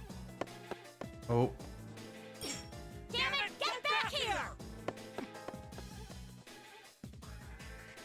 The girl suddenly runs out of the room, her shadow in hot pursuit. Wait! Ugh. Oh, invisible wall. Yeah, and the cape tries to follow, but... Oh, no, never mind. He trips over Kanji, who's still on the floor. Kanji mumbles something in a stupor. The girl and her shadow are incredibly fast. They left just seconds ago and I can't even see them anymore. The guy with the cape stands up, annoyed, and clicks his tongue. He just facepalms and he doesn't seem that bothered by it. Doesn't that hurt? But aside from that... Who are you, really? What did you do to Kanji-kun? We had a battle between men. Could you turn down a challenge for the title of strongest man? What's he talking about? What the hell were you up to, Kanji-kun? I have so many questions to ask, I don't know where to begin. The guy turns his back to me. I need to go after them. You're better off forgetting what you just saw. Whoa, wait a sec. That's all very well for you to say, but... Hey, I said wait! Oh, no, Akihiko's not waiting for anyone. What a word he runs off. What a one-sided conversation. Could he have at least said his name? That guy is so bizarre. I couldn't sense him approaching at all, and I can't track his presence now either. Okay. That's interesting. Rise-chan bites her lip in frustration. She doesn't look well. She must have been concentrating hard this whole time. Of course, she's been under a lot of stress up until now. I need to let her rest a bit. Rise-chan, take care of Kanji for me. Huh? Are you going after him? Of course. No way I can leave that red cape weirdo or Miss President be. Excuse me? Oh. We can't pursue them with her persona. Not catch up to them on foot. Basics of police investigation are in the legwork after all. You'd better be ready for when I catch up with you, Mr. Red Cape.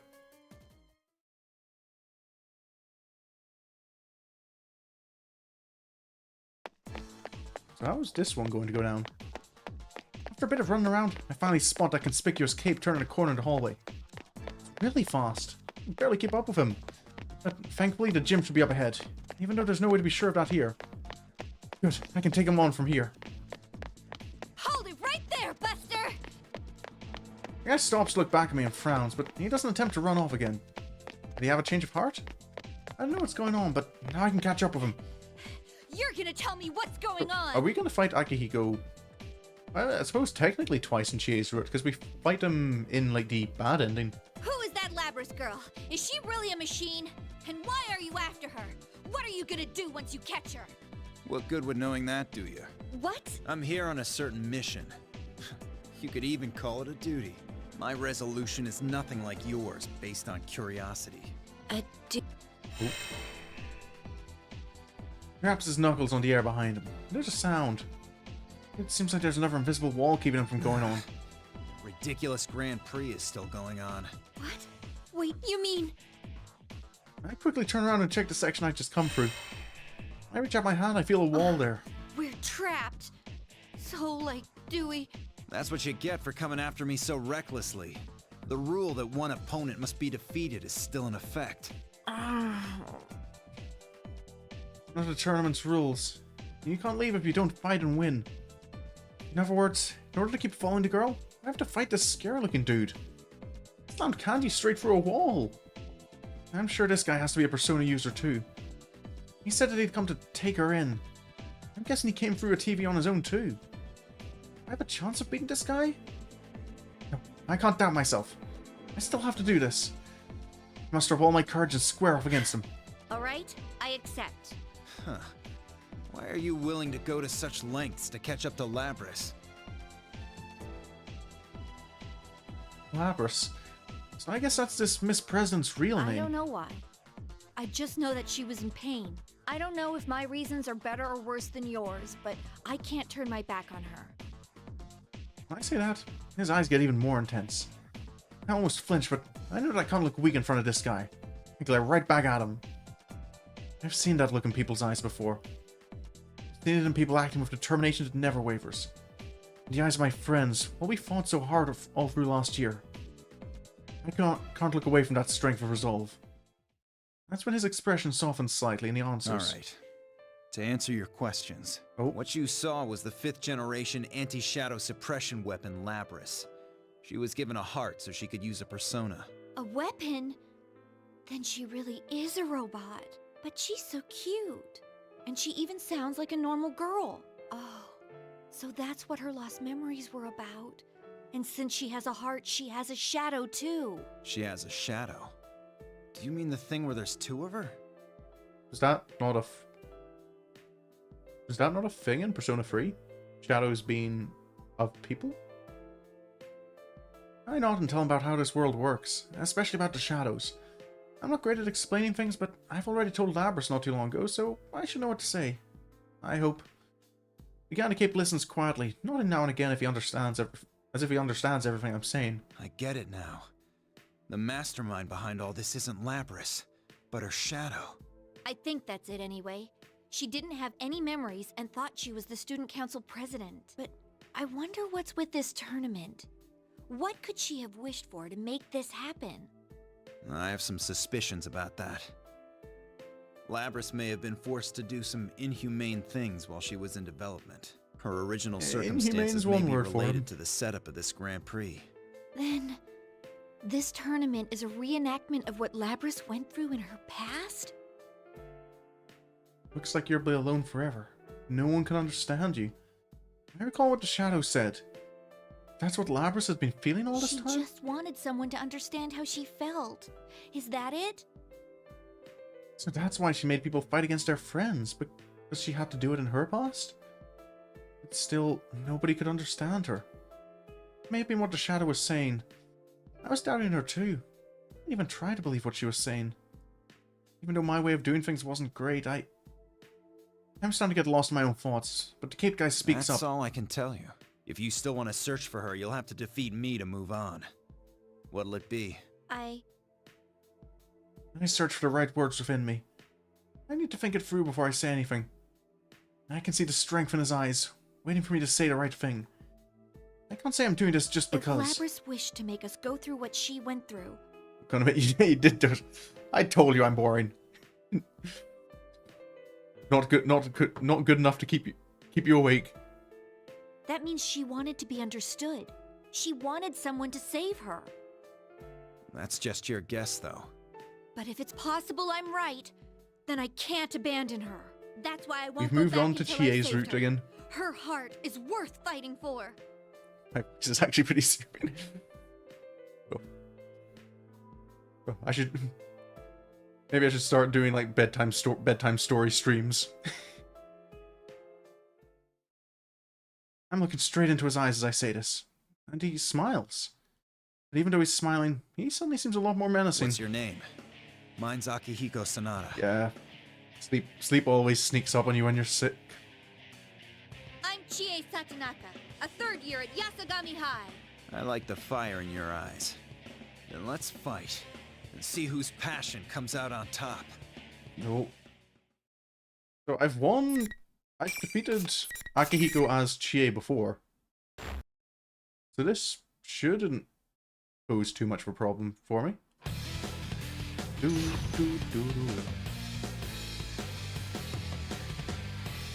Chie versus Akihiko. Finally. Fight!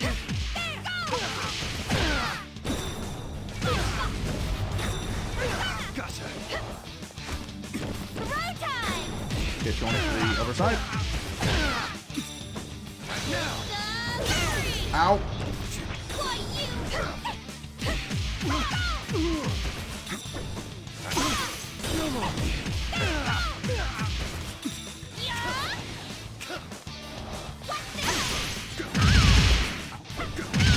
Ow. Close the gap. Okay, no persona.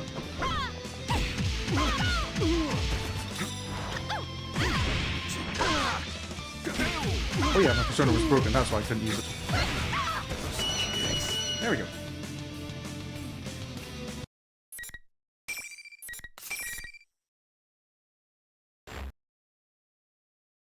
Easy enough win. Ooh, that was a hard fight, but... I won? Looks like it. I won. Akihiko-san stands up and quietly speaks to me. What are you gonna do when you get to Labrys? What will I do when I get to her? I need to answer this properly too. Now that I've won, I can't half-ass anything. I'm gonna apologize for saying such awful things to her. But that's not all. I want to talk to her. Really come to an understanding with her. Even if things are too painful for you to endure on your own, you can still overcome them if you have friends to help. I know that. And I want to show her that too. That's why I won't let her be alone. No matter what. Power of friendship. It's no good. I wanted to be strong and straightforward, but my feelings get ahead of my brain and I couldn't say it the way I wanted to. I mean, it's kind of embarrassing, but that's honestly how I feel. I stand there sheepishly, but Akihiko's expression softens and he smiles. It's not the same as the determined smile he had before. This is a kind one. Remind me a little of my friends. Your friends? I'm sure you'll be able to do the right thing. Do what your heart tells you. With that, he takes off his cape and sits on the ground. He hasn't said anything more, but I can tell what he means. Hurry up and go in my place. That's what he's saying, right? Okay, thank you very much. I thanked him before I realized what I was saying. I mean, Akihiko believed in me. Even though we just met, he's placing his faith in me. I may not be the best talker, but we've communicated with our fists, and we've come to an understanding. Then, all I can do now is run. My legs, my heart, everything feels light. I should be able to reach out to that girl now, for sure.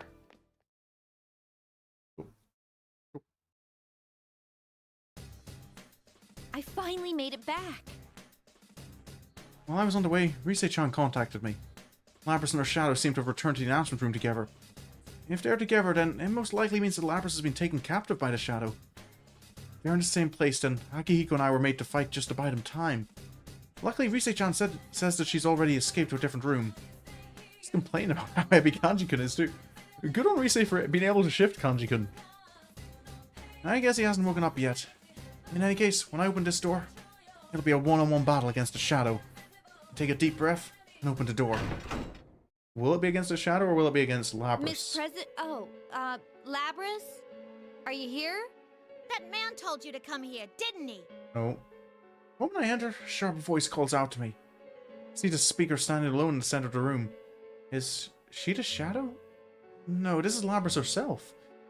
Of course, her Shadow has to be watching from close by too.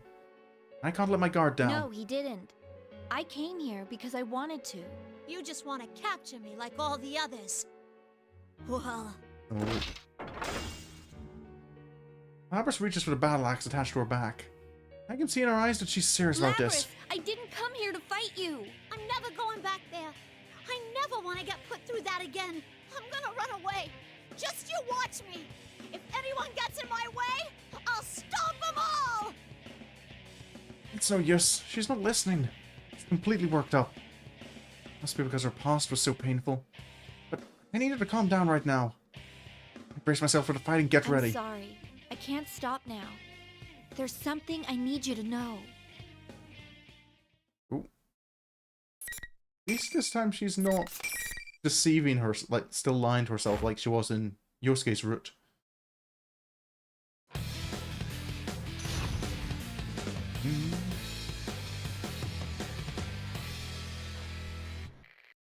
Alrighty. Finally!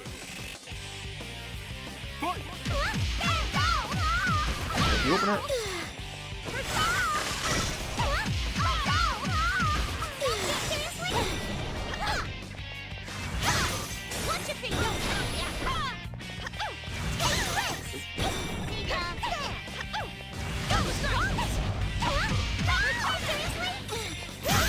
Ow.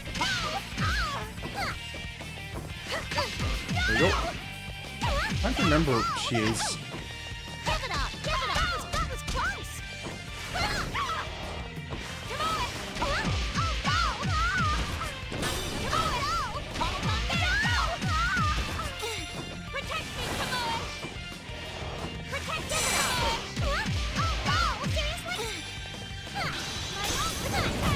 There we go.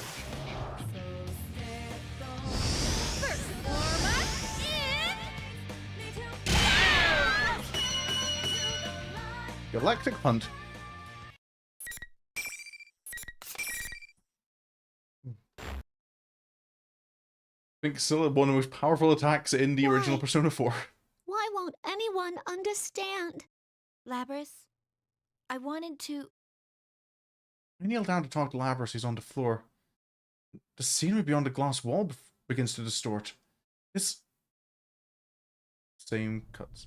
Yeah. I think maybe just skip the cutscenes this time, because we've already seen them this stream a couple of times for some of them. What is this? It's so horrifying that I almost fall backwards. These things shaped like people are hanging everywhere. There's a giant furnace-like object in the center, and more of the things crammed into it like trash. What in the world is this? Don't tell me. Is this what Labrys has kept hidden inside her heart? When I come back to my senses, I noticed that the shadows appeared behind Labrys. Don't you get it? That you! Of course Chie-san's angry. You did lie to her after all. And wow, you didn't hesitate for a second to attack her. So you do want her to suffer then. You want to make her go through what you did. Okay, so it does feel like it's a different angle the Shadow uses, like in each of the different stories so far. That's not true. You want the everyday boys and girls to experience what you had to go through, right? That's why we're in a school having a fighting tournament. You want to see close friends fight for their lives against each other. Because if they do that, then they might understand. You want to make them understand. That ain't true! Labrys clutches her head. I try to reassure her, but nothing I say seems to reach her. It's like the Shadow is the only voice she can hear. Shadow twists its mouth into a smile and continues whispering into Labrys' ear. But it was all for nothing. It just left you more of an outcast than ever. It's all right, though. I'll take care of everything from here. You are me, after all. I'll destroy anyone who doesn't understand you and comes to get in your way. Just like you once did. Stop! That's all a lie. You're not me. Labrys, there we no! go. You can't be me!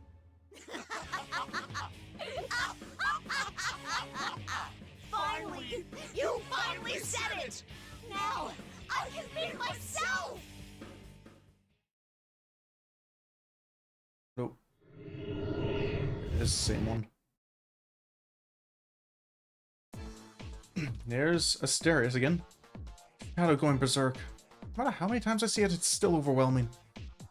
Now isn't the time to think about stuff like this. Labrys goes limp and falls to the floor. Stand between her and the Shadow to protect her. It's okay.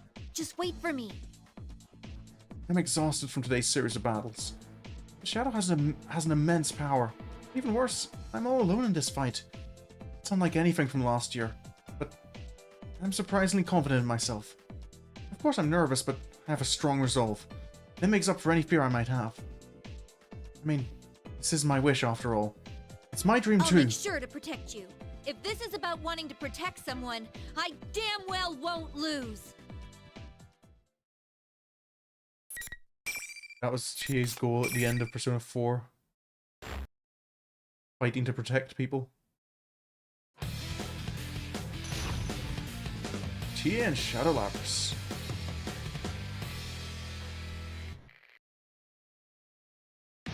Finally. Fight! Okay, right good.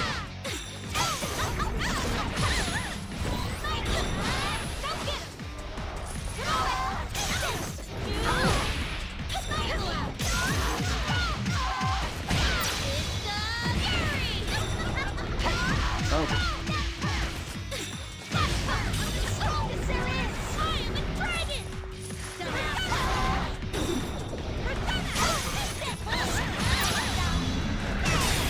Ow. I need to learn better how to walk. Okay.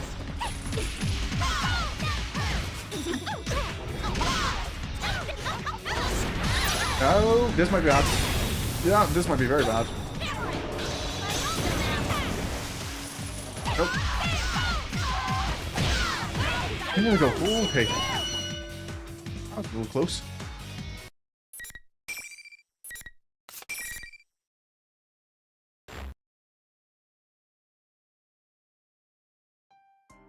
It's over. Just about. The Shadow finally stops moving. I also sink to my knees as the tension drains out of me. But Labrys is safe. She's still trembling behind me, but at least she's not hurt. I was able to protect her, right? Why? Huh? Why did you protect me? Weren't you mad? Yeah, I can't blame her for thinking that. I was really angry back then, after all. I didn't even try to understand what Labrys was feeling. But seeing Labrys with that blank look on her face is funny for some reason, and I can't help but laugh. I wasn't mad at all. Actually, it's you who should be mad at me. I said so many awful things to you. I'm really sorry. I could never be angry at you. I'm the one who did all those awful things. Labrys looks over to the shadow. There's pain on her face. I wonder if she still can't completely accept her shadow. No, of course she can't.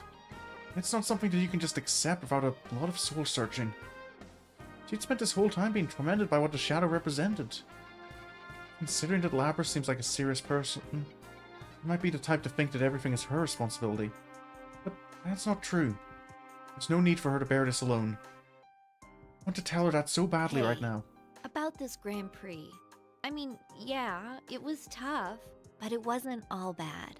Huh? It taught me a lot of important things. My weakness. The ambiguity of the dream I embraced. I also was able to remember again the fact that I'm not alone. Just as the shadow said. My weak self may never completely disappear. But I can face that. I mean, I have friends with me after all. I'm not alone. That's why I'll be alright. I'll overcome it no matter how many times I need to from now on. That's why I want to thank you. And your other self over there, too. I still don't know what kind of pain you've been through, so tell me about it. I want you to tell me everything, like how you feel and what you're thinking. Tell you about myself? Mm-hmm. I'll listen. If you have something that's too painful to bear alone, then let's work it out together. Together? I'm not alone anymore?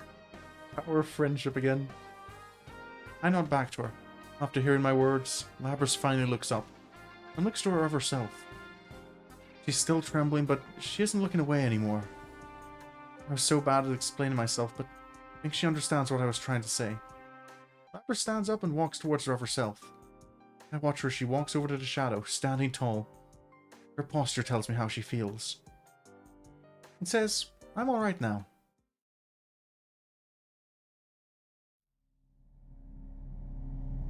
This is just... this one again.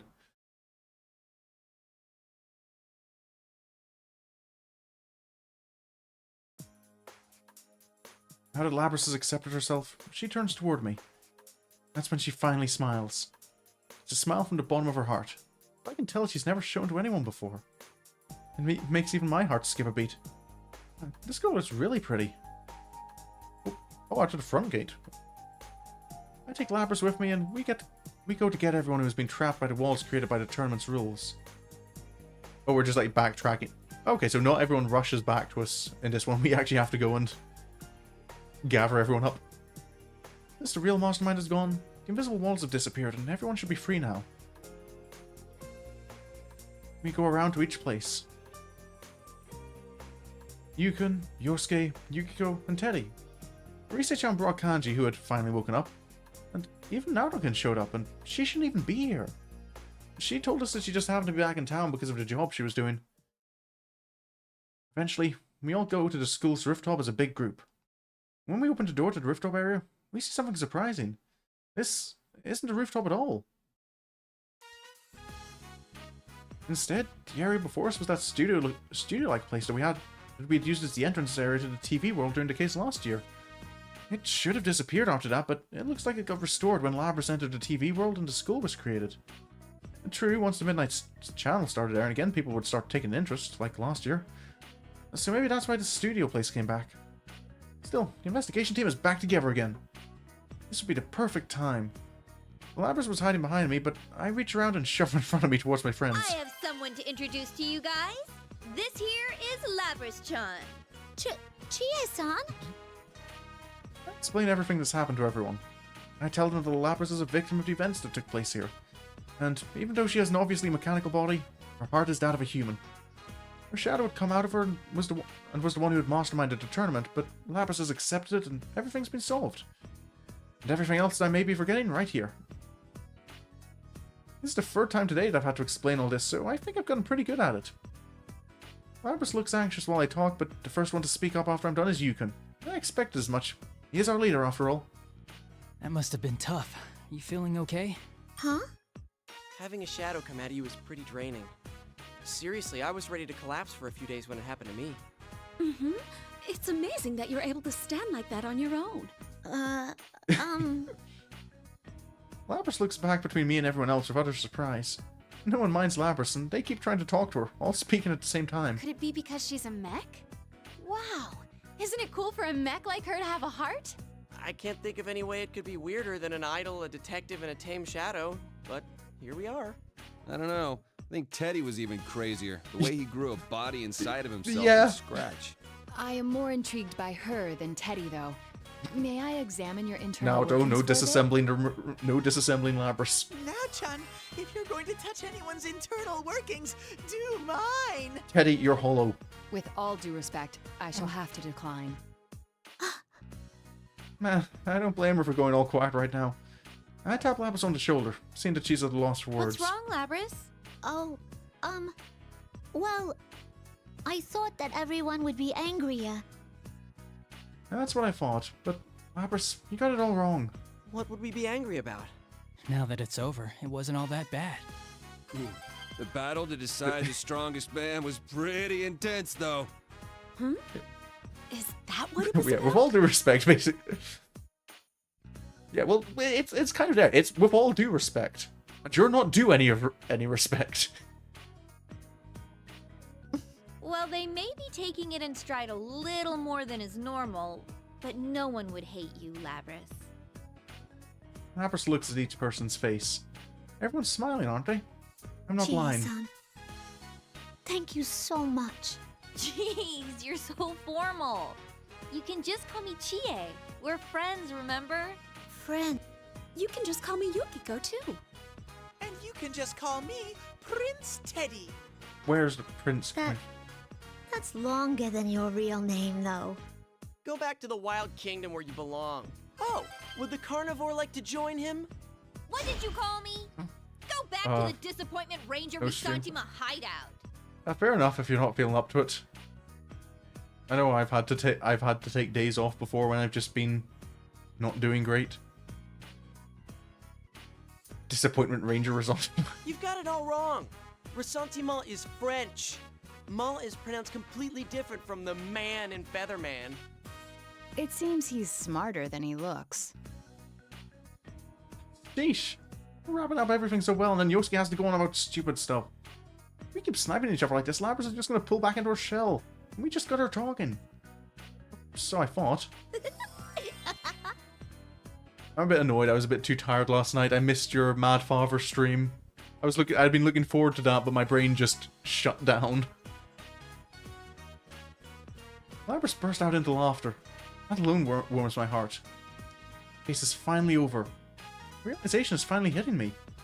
As I sigh in relief, some more people appear Looks behind like us. everything's working out nicely. Oh. Here come the shadow operatives. That red cape. It's Akihiko-san. Could the other two ladies with him be his friends? I sense Labrys go tense next to me. That's right. He said that he was going to take her back. I step forward as if protecting Labrys. Not that I'm making a scene about it, but just in case. So you're Satonaka. Akihiko told me about you. I'm Mitsuru Kirijo. It's In not a way, okay. you could say that I'm Labrys' handler. I mean, you might not mind, but I mind. I was genuinely looking forward to that. It is enjoyable to watch you go through horror games. Beautiful woman in the coat introduces herself. Kirijo? That sounds familiar. Didn't Akihiko-san mention that name too? I'm Aigis. Thank you so much for saving my older sister. Older sister? Then are you Labrys' younger sister? Wait, then are you a machine too? Yes. I too am a robot. Aika-san smiles. I take a closer look at her and it's true. Her body's mechanical just like Labrys'. Wow, all these robot girls running around? This is so futuristic. Who would have made something like them? Wait a sec. Kirijo? Wait, does she mean the Kirijo Group Kirijo? That's a seriously gigantic corporation. If that's her last name, then... Yeah. Love horror movies, but don't go well for her game. Yeah, I don't think you should be playing games while you're driving anyway. I think any type of game is a bad idea if you're driving. If that's her last name, then... Oh, crap. These people are from a completely different world than the rest of us. I unconsciously stand up straighter. No, I can't lose my nerve. I have to make sure I stand my ground. I can't let them take Labrys away. Chie-chan, it's okay. Oh? What? I'm assuming that you've mentioned that you have a main game you're going to play in October, but you haven't... Or have you mentioned it? I have no memory for these kind of things. Just as I open my mouth with resolution, Labrys stops me as if she's guessed what I was going to say. She steps around from behind me. Then she steps forward towards Mitsuru-san and the others. You've come to take me away, yeah? I'm ready. Labrys? Chie-chan, I can't ask for anything more. I've made so many friends. And you've all accepted me. I'll be okay now. Will you? I feel you're about to get hacked. What if you're caught? That's not okay. She went through so much pain and we just became friends too. I want to spend more time laughing with her.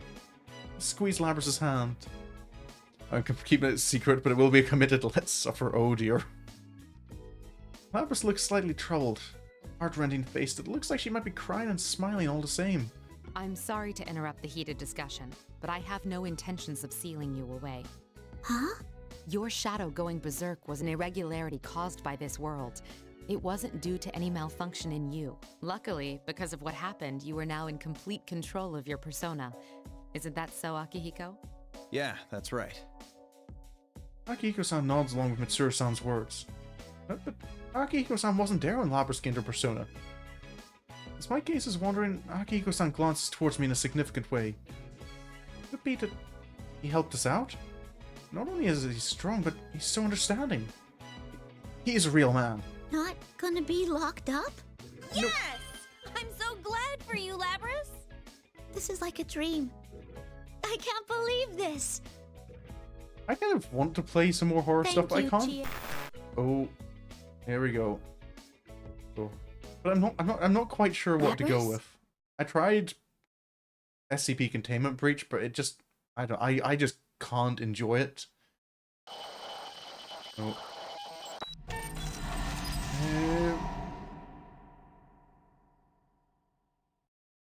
Labrys suddenly stops moving. The way she stopped was odd. Akihiko-san and the others seem to have noticed as well, and they furrow their brows. That's when... It's not over yet. What was that? That wasn't Labrys' voice. It is emanating from her, but it's completely different. Seeing this, Mitsuru-san seems to pick up on something we couldn't. Is this the same communication system we use? Everyone, step away from Labrys! Mitsuru-san raises her voice as Labrys brandishes a battle axe. Oh, there it goes again. A metallic blade, almost as tall as she is, gouges at the ground. Small chips of concrete brush past my cheek as the floor breaks up. That was close. I mean, what's going on? I look back to Labrys in confusion, but there's no light in her eyes. What the? I cannot gain access. She is being hacked. It isn't coming from inside this facility. The signal originates elsewhere. You mean outside the TV? Yep. This is just a little extra resistance. Now, entertain me. Her voice that comes back sounds nothing like her original voice. In the blink of an eye, Labrys dashes towards me. No hesitation in her movement. If I don't brace myself, I'll be going down. Why do we have to fight each other again? Oh. They're getting longer each time, because now we're on to scene 21 with Chie. I suppose Chie had an optional path with some extra, which would have added some extra scenes to her route. Finally! Fight!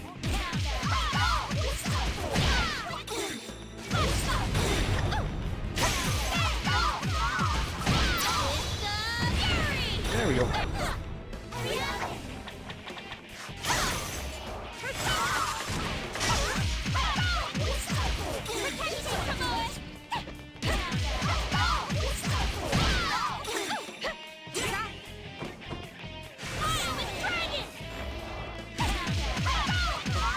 we go.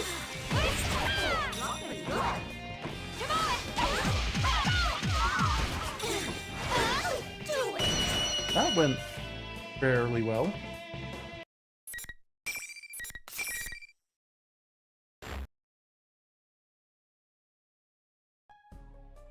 My, she was quite easily defeated. Evidently, I didn't push her far enough. Well, she is a test unit, so this is as far as my little game goes. That voice continues to emanate from Labrys, who has fallen to her knees and stopped moving.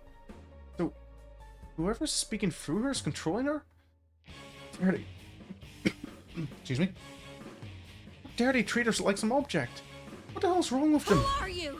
Why are you doing this to Labrys? As I yell in anger, Labrys straightens up in an unnatural manner. I should thank you all. Although this didn't work out, you did stay in it to the very end. Labrys' shadow was only the mastermind of the tournament. I see now. You're the true culprit behind the whole thing. Right. Labrys wasn't a persona user. She was a victim.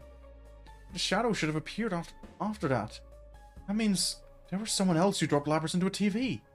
Just like in last year's case. Indeed. It was I who stole Labrys away. Since I don't have a persona and can't enter a TV, I needed a puppet that could run amok for me. Labrys' persona was only partially awakened, so I had a feeling her shadow would appear if she underwent a little suffering. You got the better of me this time. You deserve to know at least that much. This time? Are you still planning something? Obviously. Who knows? What the hell? Labrys has a heart. Do you even understand how much pain she went through because of you? Seriously, what the hell? Labrys is being controlled from some safe place outside the TV? How much suffering do they think she went through? How could they laugh when she's in so much pain? But the voice continues on, mocking me for not understanding. A heart, hmm? Meaningless. Whether or not she has one matters not at all to my plan. What? Well then, everyone, until we meet again. Voice cuts out and Labrys immediately collapses on the spot. Haga-san instantly catches her and calls to out her, but... is that just a mistake? I'm assuming that calls out to her?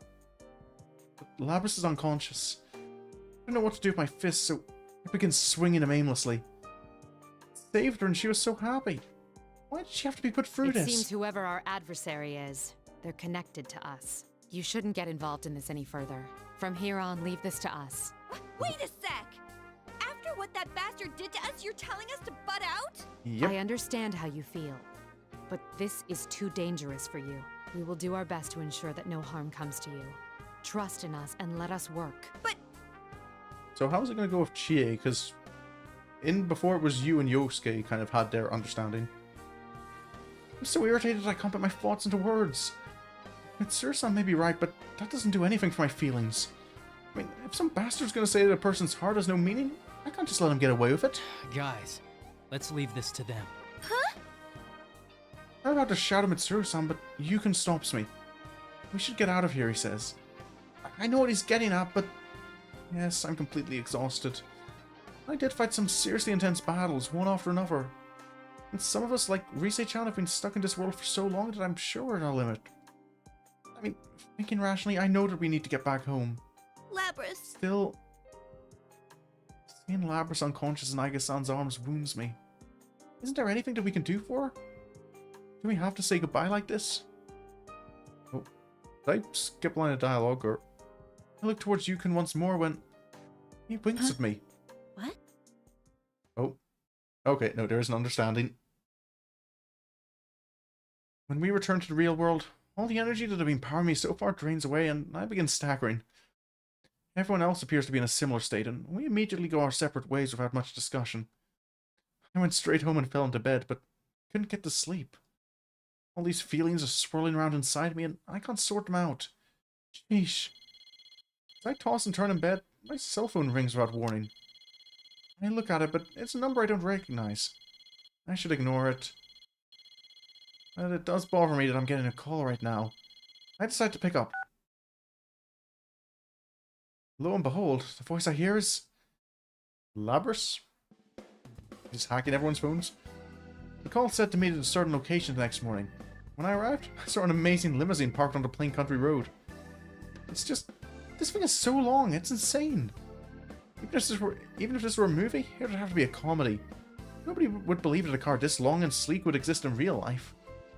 Can it even turn a corner? It's hard to see through the windows of the ridiculous limo, but I can see 4 people who are just as remarkable as the car itself. Labrys had called me last night, and the people in the car were Mitsuru-san's group. Thank goodness, she did wake up after all. When I call out to her, Labrys immediately gets out of the car. Mitsuru-san, Akihiko-san, and Aika-san follow as well. And she's not carrying that axe on her back. I imagine it would be hard to get into a car with that thing. I'm sorry for calling you here all of a sudden, but they told me we'd be leaving already. The follow-up is over, after all. Our work here is done. I'm glad to hear that, Master. Master? Actually, I spoke a bit with Akihiko-san on the phone last night too. When I thanked him for helping us persuade Mitsuru-san, all he said was, it wasn't anything special. I only did what was necessary. I think a limo would get stuck. Yeah, I suppose if a hill's too steep, yeah, you could get stuck on it if it has too quick of a curve.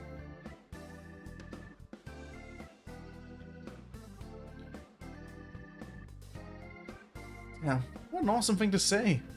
During that little chat, I became convinced that what this person is striving for is very similar to my own goals.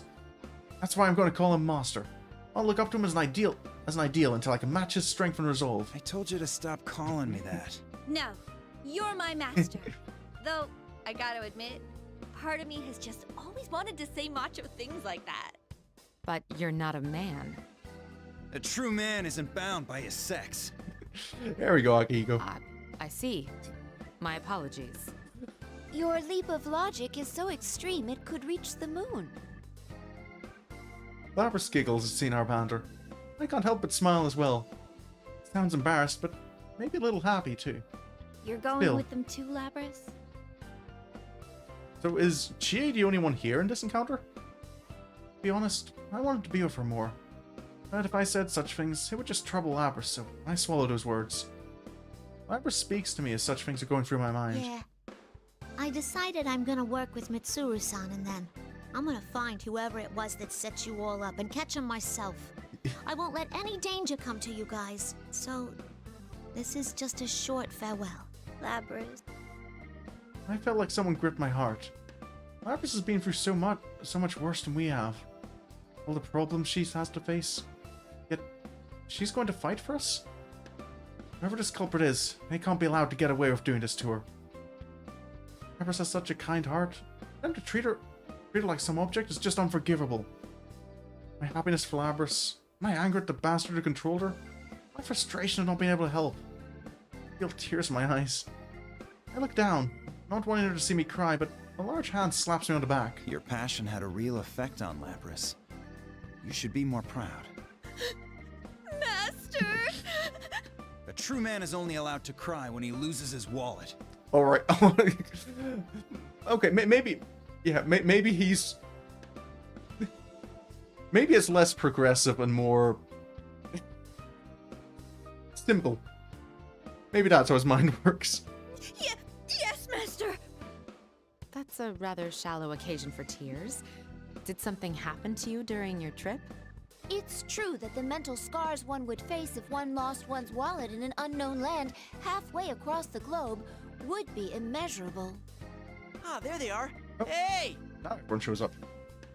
Our friends have gathered around us. Of course, I told everyone about the phone call I'd gotten from You Labrys. could have stayed a little longer, you know? Seriously, we got a whole week off and we didn't get to hang out at all. It's truly a shame.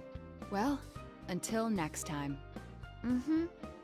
Until we meet again. Labrys is smiling, surrounded by all of us.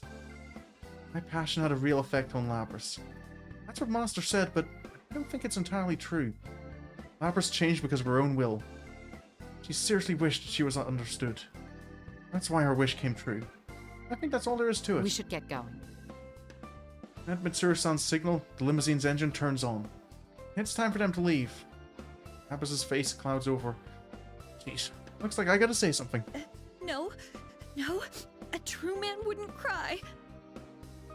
I make a bright smile. Labrys also smiles, and enters the limo. Are they doing the like endless waving again?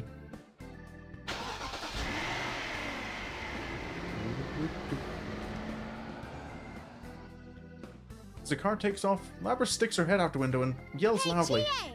I'm really glad that I met you, Chie! It's no use.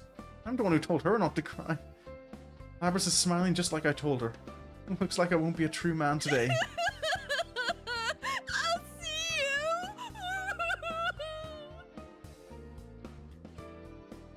After seeing them off, we held the long postponed reunion party for Yukon.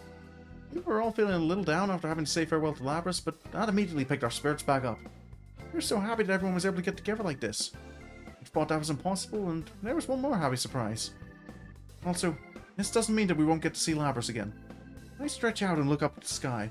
Yep, Golden Week starts for us today. Later that night... Oh.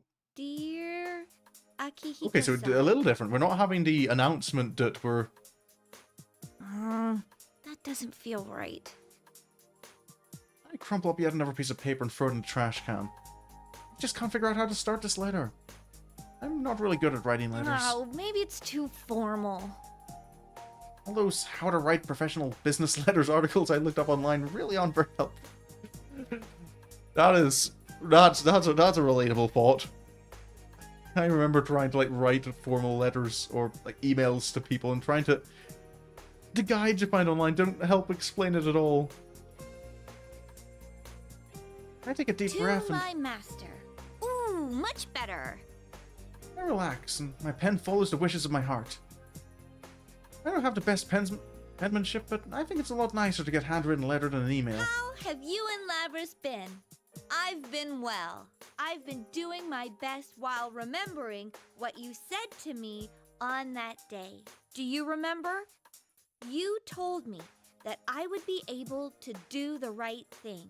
That made me want to become a police officer even more. So, in order to catch the culprit, me and the investigation team there was talk about it. Phew, that was close. I'm supposed to keep that a secret from him. We're going to find the one who would be using Labrys. In other words, the investigation team is back in action. That was the big surprise that had come out of Yukon's party. Yukon himself was the one who suggested, so we were all surprised. Seriously. He'd said, let's leave this to them right in front of Mitsuru-san and the others. But it looks like Yukon had other plans in mind right from the start.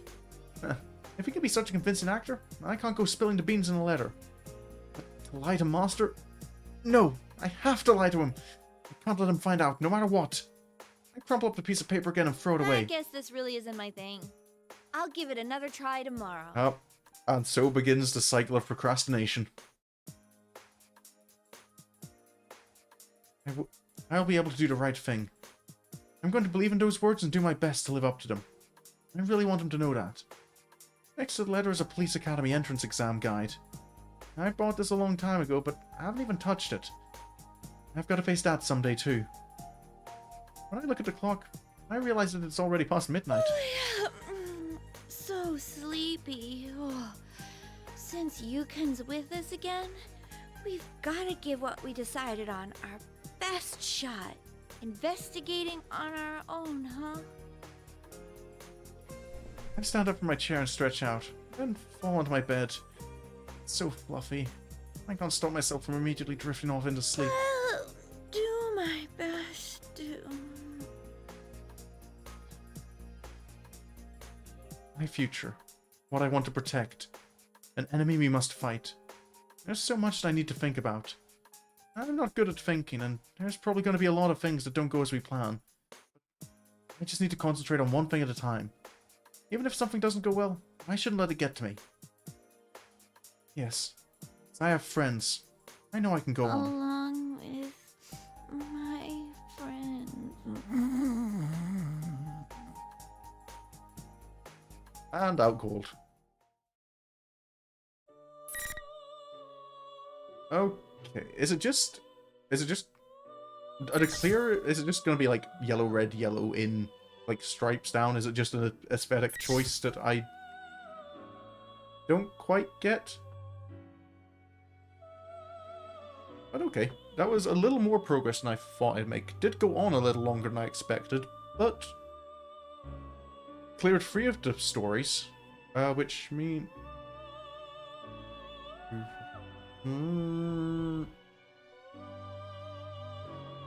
I think there's maybe 3 more streams left in P4A, which means that I can move on to episode P4, which, given how long this one looks, I'm imagining that it's divided by scenes, so each one of these chapters is going to be much shorter than...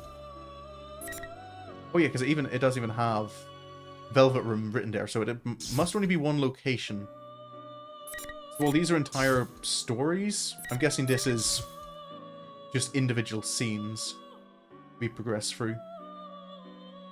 I wonder if these, like, are these like branching paths as well, or is... Goes off to the side.